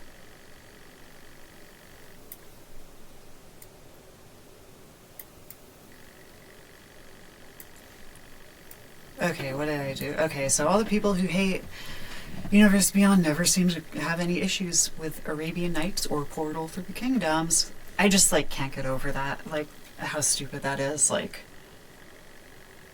I'm gonna be like, what am I, we're supposed to be like, wizards, you need to get rid of Arabian Nights. Like, what? Okay, what did I say? Oh gosh, I hope it wasn't cringe. Okay, comparing Alpha Layla with Layla 1001 Nights to The Walking Dead and Stranger Things is in pretty poor taste, to say the least. Which it is, you know. 1001 Nights is like a really like beyond the universes beyond thing, like beyond like ignoring that for like it's like a big historical like, you know, it's like I don't know, Beowulf maybe, that's like a British thing, like it's maybe analogous to that. So like I was like very offended that he said that. And then blah blah blah. And he was like, how so? Sorry, I'm gonna put on a voice because I'm petty, I guess, and want to imagine him as being annoying. Like, how so? Would you say comparing it to Lord of the Rings is in bad taste as well? And I was like, yes, I would. Lord of the Rings is like a new-ish, not like new, but like they're very different. It's like, anyway, and then I think we got, I don't know, then something. That would explain a little more. I'm not seeing Tales of Arabian Nights equal Bible. Wouldn't the Quran and the Bible be more comparable? I mean, sure. And then he's like, I think Aesop's fables are grim fairy tales. Maybe I'm wrong in assuming it's supposed to be taken. Like, I don't know. Anyway, so that was my funny interaction with this man who works at Star City Games. So, like, no wonder he has these nothing wrong with Star City Games, like, as in he works, like, he needs magic to do well, to like have his job. So like, but I was like, whoa, okay, we're comparing Stranger Things to 1001 Nights. Like, hold up, like, that's not cool. And then, like, okay, going off of that, like, like, he's talking about grim fairy tales or whatever. And it's like, you know what they did? They made Throne of Eldraine, and I think that's based off of, like, the, like, fairy tales or something. And, like, they had very close analogies to, like, Hansel and Gretel and everything. But, like, they made it in magic, so it's like, like, if they did 1001 Nights now, like, I would imagine they would, like, do it as, like, a, like, analogy, right? Yeah, like Arthur, yes, right, the Sword in the Stone or whatever. But it's not like they had, like, King Arthur or whatever as, like, an actual character. They made, like, it into a magic universe, which was, like, I mean, I wasn't, like, super into Eldraine. Actually, no, I think I was. The cards were too powerful in my opinion, but, like, it was I don't know how I feel about that. Okay, yeah, Kenrith and Arthur. So, like, that's cool. Like, okay, Wizards wants to make, like, a kind of, like, a Lord of the Rings set. Why not, like, do that, but, like, make it, like, they have these, like, really incredible, like, game, like, people, like, fiction creators and stuff, and, like, it's kind of sad that, like, it feels like, oh, we don't want to pay people to come up with our own story, so we're just gonna, let the Tolkien estate pay us to, promote their product on our Magic cards. I don't know if that's actually what happened, but, like, it's probably but anyway, fuck, I forgot what I was talking about. Yeah, so, like, Throne of Eldraine, very chill, it's like, I feel like that's, like, so different from, like, literally having, like, Lord of the Rings or something, It's like, they could make such a cool set that's, like, kind of based on, like, the, like Lord of the Rings fantasy of, like, the big bad Sauron and, little Kithkin, have the hobbits be Kithkin, I don't know. But, like, I feel like when they just make it, like, I don't know, it just really makes me not enjoy it. So yeah, I don't know where I was going with that, but not a fan. So that's kind of why I've actually been playing a lot less Magic. Is, like, I've just been, like, enjoying it a lot less, which is sad. Like, I used to go to the game store, like, every week and stuff and play EDH, but, like,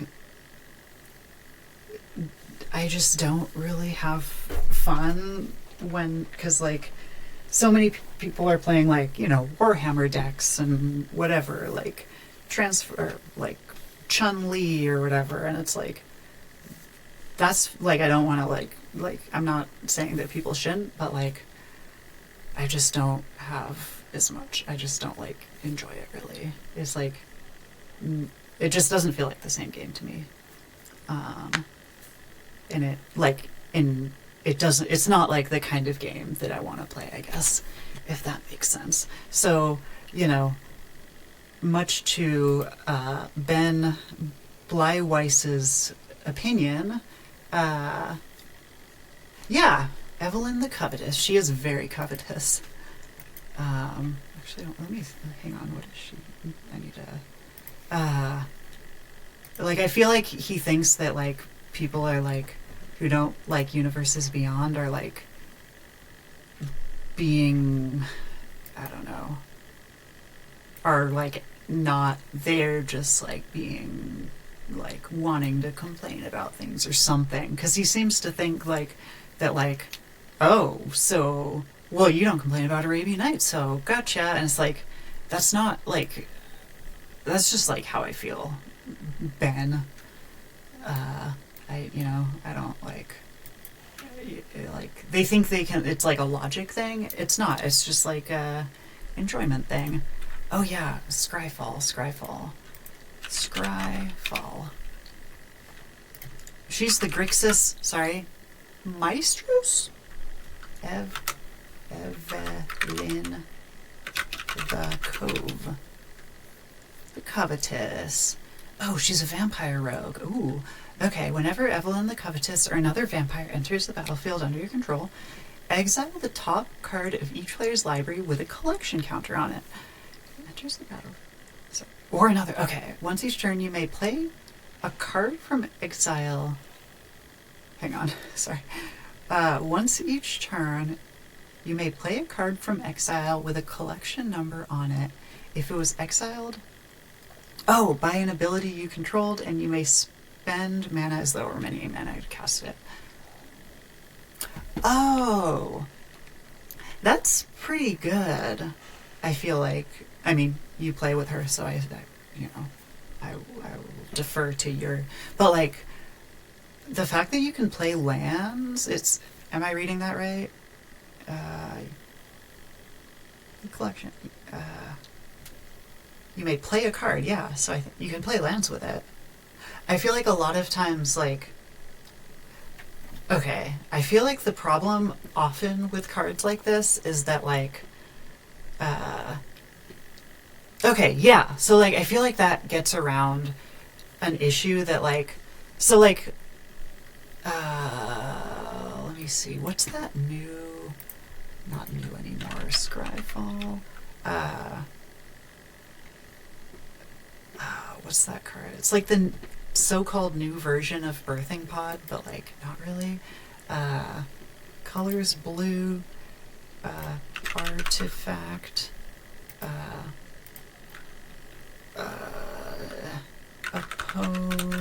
opponent, instant,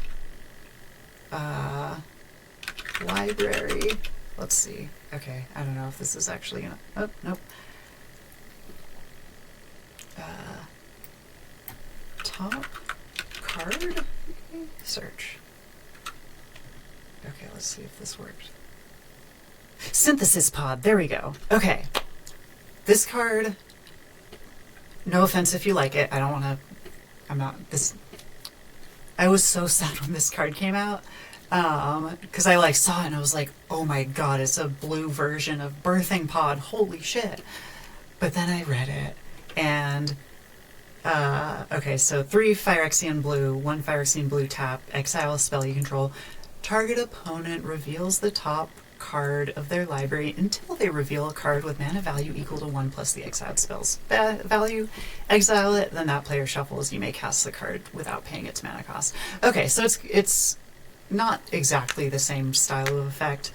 Like, I'm thinking of the effect where, like, you know, card comes off the top and you can play it. Oh, okay. Oh, thank you so much for stopping by. I probably won't be. I'm in California, if that is relevant or whatever.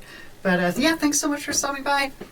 It was really enjoyable talking, and hope to see you soon. Or like, yeah. Have a good game. I hope you win.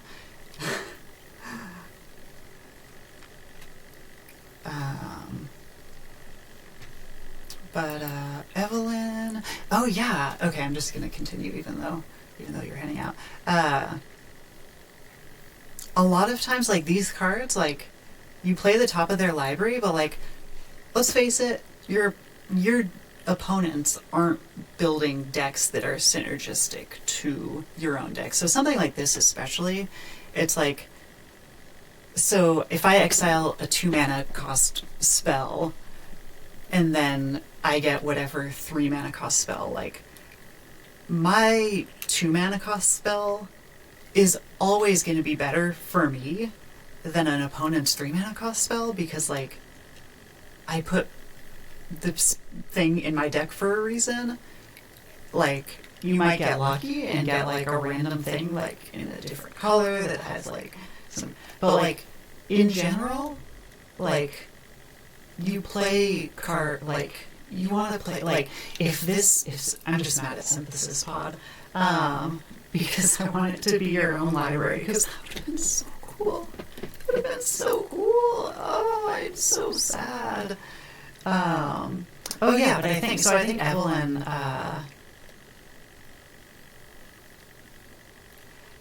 like, being able to play lands is, like, makes this card, like, because if normally with, say, like, you have something and it's like you exile the top 3 and, like, you can use any mana, it's like, maybe one card, like, you don't have enough mana to play, and then, like, the other 2, it's like, okay, well, like, they're fine, but, like, I'd rather just play my own card. And then sometimes you'll get, like, a card that's like, holy crap, like, this is amazing, Like, I don't know what percentage, I don't play that card, but, like, the fact that you can get a land, I feel like, just, like, makes it so much, like, you're never gonna, I mean, okay, maybe, like, nobody flips a land, and, like,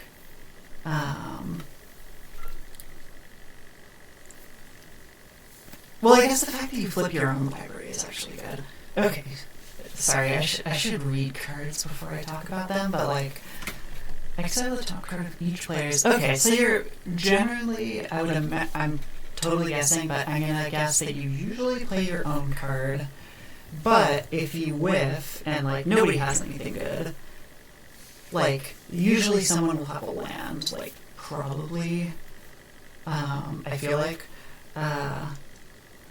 so, like, in those situations, you just get a freaking land that's, like, basically, like, drawing a card, because if you, like, you have another land drop, and it's, like, card advantage or whatever, so you basically draw a card,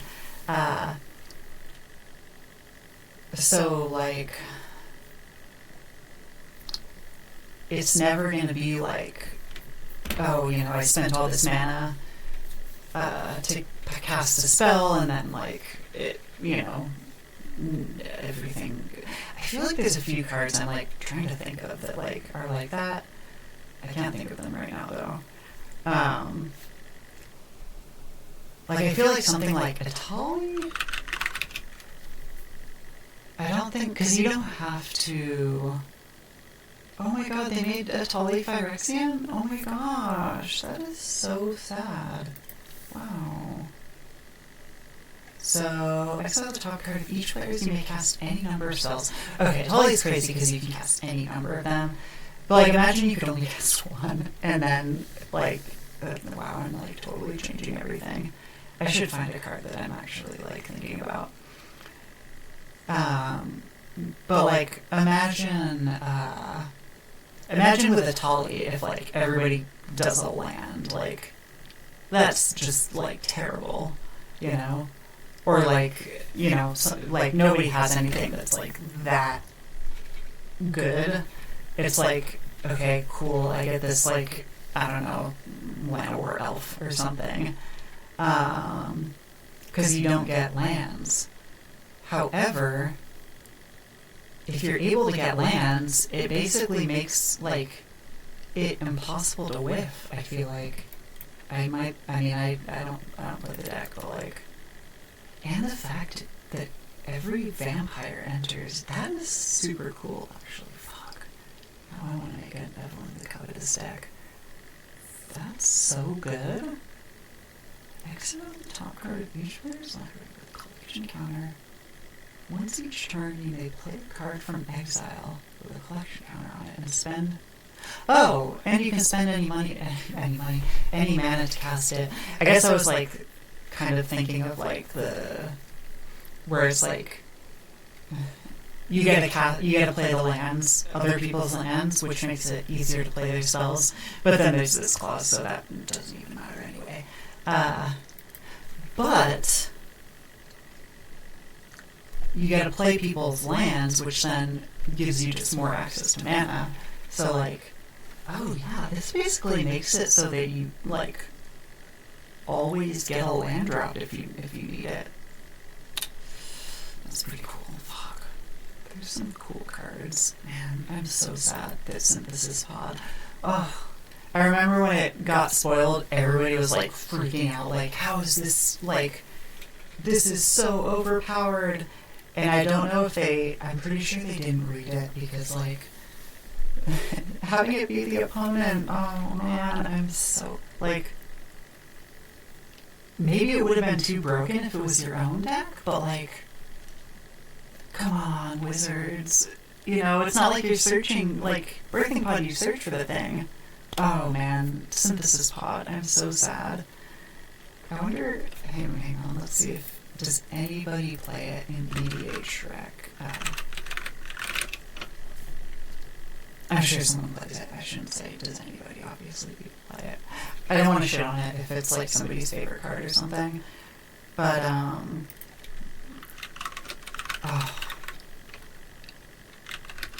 like, I wouldn't be anywhere near as upset if it, like, didn't seem like a Birthing Pod thing. Like, if this ability was on just, like, a random, like, alligator artifact and cost, you know, 3 in blue and blah, blah, blah, I wouldn't even give a shit.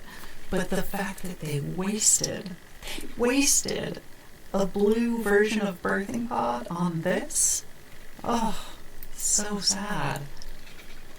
Like, oh, that was the last straw. That was the last straw. I want to, like, I feel like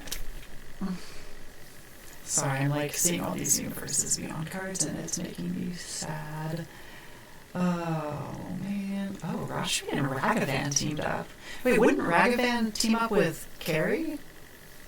Because she's, like, Ragavan's, like, pet owner? Okay, well, let's see. Whenever you cast your first spell during each of your turns, exile the top card of target opponent's library and create a treasure. You may cast the card without paying its mana cost if its value doesn't equal a number.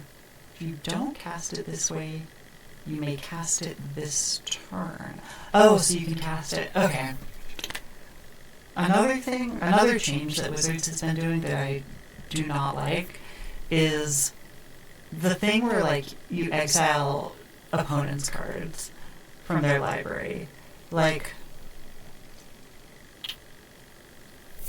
I think that, okay, I don't want to say, like, obviously they're, like, good versions of it, but, like, something like this, like, imagine, like, I guess, like, if it exiles everyone's library, but, like, if it's, like, exile target opponent, so you have to choose an opponent, you only get one card, like,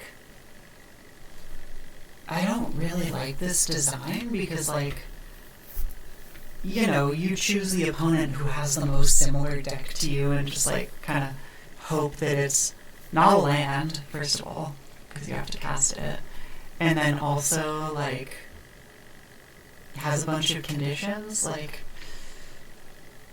I just,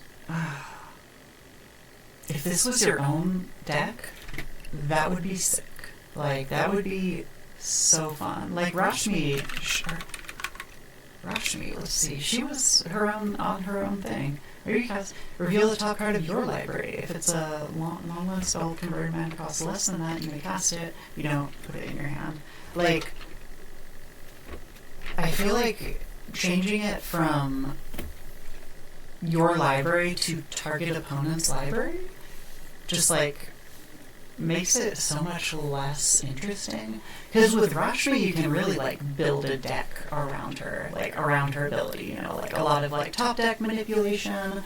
Like you kind of have to be kind of crafty about like mana costs and stuff. If that, you know what I'm saying, because it's like that matters. But like with this, it's like, I mean, and also you do, it's like first spell of each turn, so you like, you know, want like a awakening type effect or like, you know, that sort of thing, and like cheap instance or whatever, so that like you can draw a card even if you don't get the thing. But like with her, like you design it with cheap instance so that you get to activate her. But then, like, you don't, like, you can't really build your deck around that ability. You're hoping that your opponent has built their deck around your strategy, which just, like, isn't usually the case, you know? Like, it's very rarely the case. I mean, it's literally never the case. Nobody built a deck because they're playing it, you know, based like, oh, you have that deck, well, I'm going to build a similar deck in case you need to exile one of my cards. Like, that doesn't happen. Like, and I've noticed, like, there's, like, a lot more of, like, specifically, like, targeting opponents or, like, only opponents, like, if you could choose, I mean, if you could choose, you just choose yourself every single time. But, like, you know, with a card like Evelyn, you're always getting your own library. Like, you always get what's on top of your own library, because it's each player. Right? Let me double check. I think it's each player.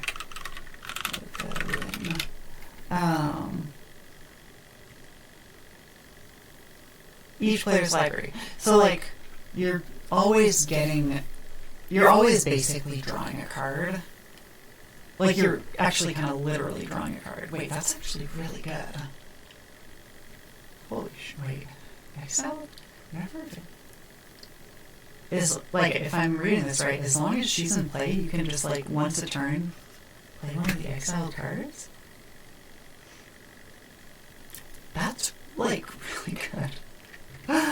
You're literally drawing one card plus that's like in your deck, so like, you know, it's gonna work with your deck, and then 3 cards that'll like most likely not be great because like they're your opponent's cards, like, but like, that doesn't even matter, because if they aren't useful to you, you just choose your own card, right? Or wait, exile the top card. Oh wait, you get access to all of them. That is insane. Sorry, I keep rereading this card and realizing how good it is. Like, it keeps getting better. So you're basically like, okay, I guess like drawing a card off of your opponent's deck, I would count that as, like, much less than, like, drawing off of your own deck. But, like, in terms of just straight card advantage, like, you're basically drawing 4 cards whenever you cast whenever a vampire enters the battlefield. Like, that is crazy. That is so good. What the fuck? Sorry. I'm like, okay, that's a cool card. I like that. Rashmi, on the other hand, the Rashmi Ragavan version, like, the only good thing is that you create a treasure. Like,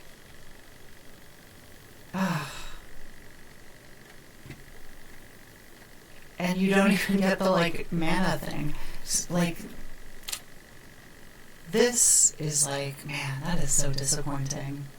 I feel like this would be so fun if, like, it was your own card. Like, Oh man, I would actually kind of want to play that deck. Like, man.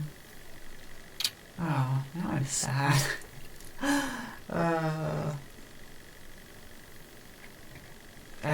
haven't paid attention to spoilers since like the set with all the like Elish Norn sets, so like all of this is very new to me. Oh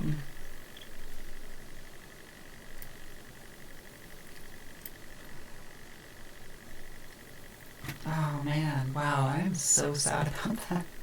I shouldn't. I'm like haven't even played Magic in a while, so like I shouldn't be, but I am. You know, my feelings are what they are. They are valid. Wizards, you need to fucking stop. Like, and I'm pretty sure, like, from what I understand, because I feel like there's always discourse about like, oh, I don't like having other people play your cards, or like, oh, get over it, you know, like other people can play your cards, like, you know, like there's always like some discourse, and it's like, Wizards, you could have made a better card and avoided that whole like discourse, you know, by doing that. And like maybe don't make a treasure, and because like that might be too good to like exile your own library and create a treasure, but like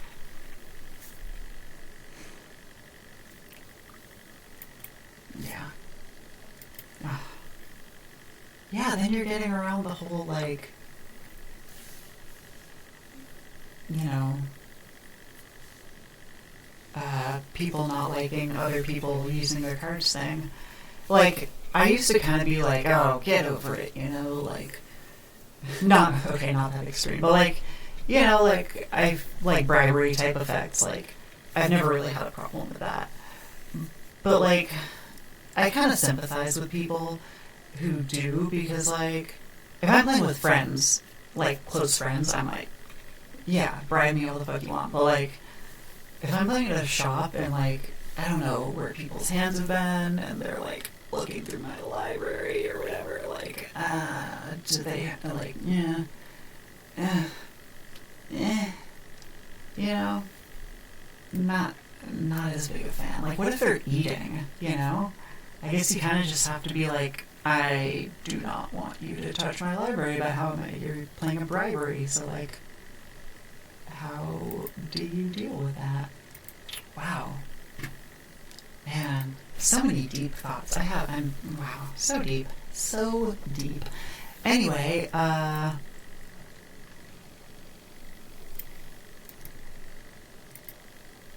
ooh, okay, I want to do Karametra's Acolyte as like a cosplay. I think that would be fun. I've never done cosplay. I'm always like, oh, I want to do this cosplay or that cosplay. I wanted to do Captain Afra, or Captain Afra, Dr. Afra. She's like, I don't like Star Wars. Like, I do not engage at all with Star Wars.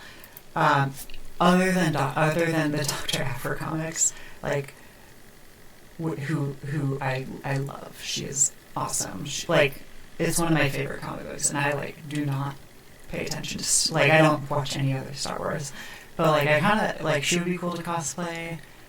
She has these cool like electric kind of tattoos, and she's hot, and she's a lesbian, so like we got a lot going on. But another cool thing would be Karametra's Acolyte, because she is also hot and probably a lesbian, because it sounds like everybody in this place is a lesbian, and Satessa. Anyway, yeah, so, well, I would like to thank everybody for joining. I'm gonna head out for tonight. I'm gonna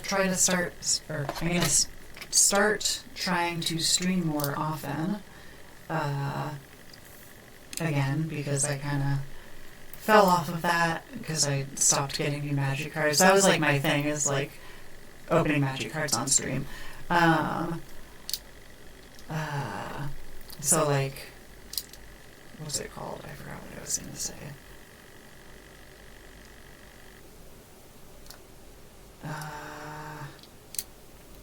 Oh shit. I'm not buying new magic cards anymore, so like, haven't had like.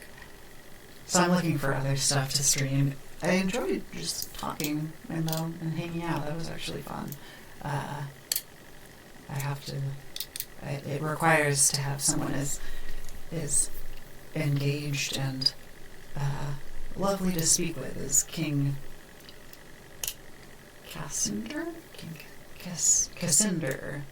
King Cassinder, I think. Don't judge me if that's wrong, please. You can judge me, it's okay. Because I do like just like talking.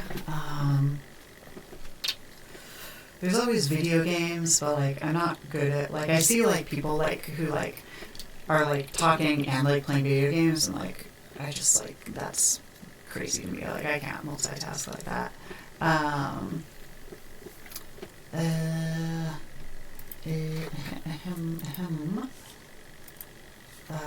Yeah, I forgot where I was going with anything. So yeah, I will hopefully be maybe I'll try to stream maybe this weekend. Actually, my friend's in town, so probably not. I'll try to stream next.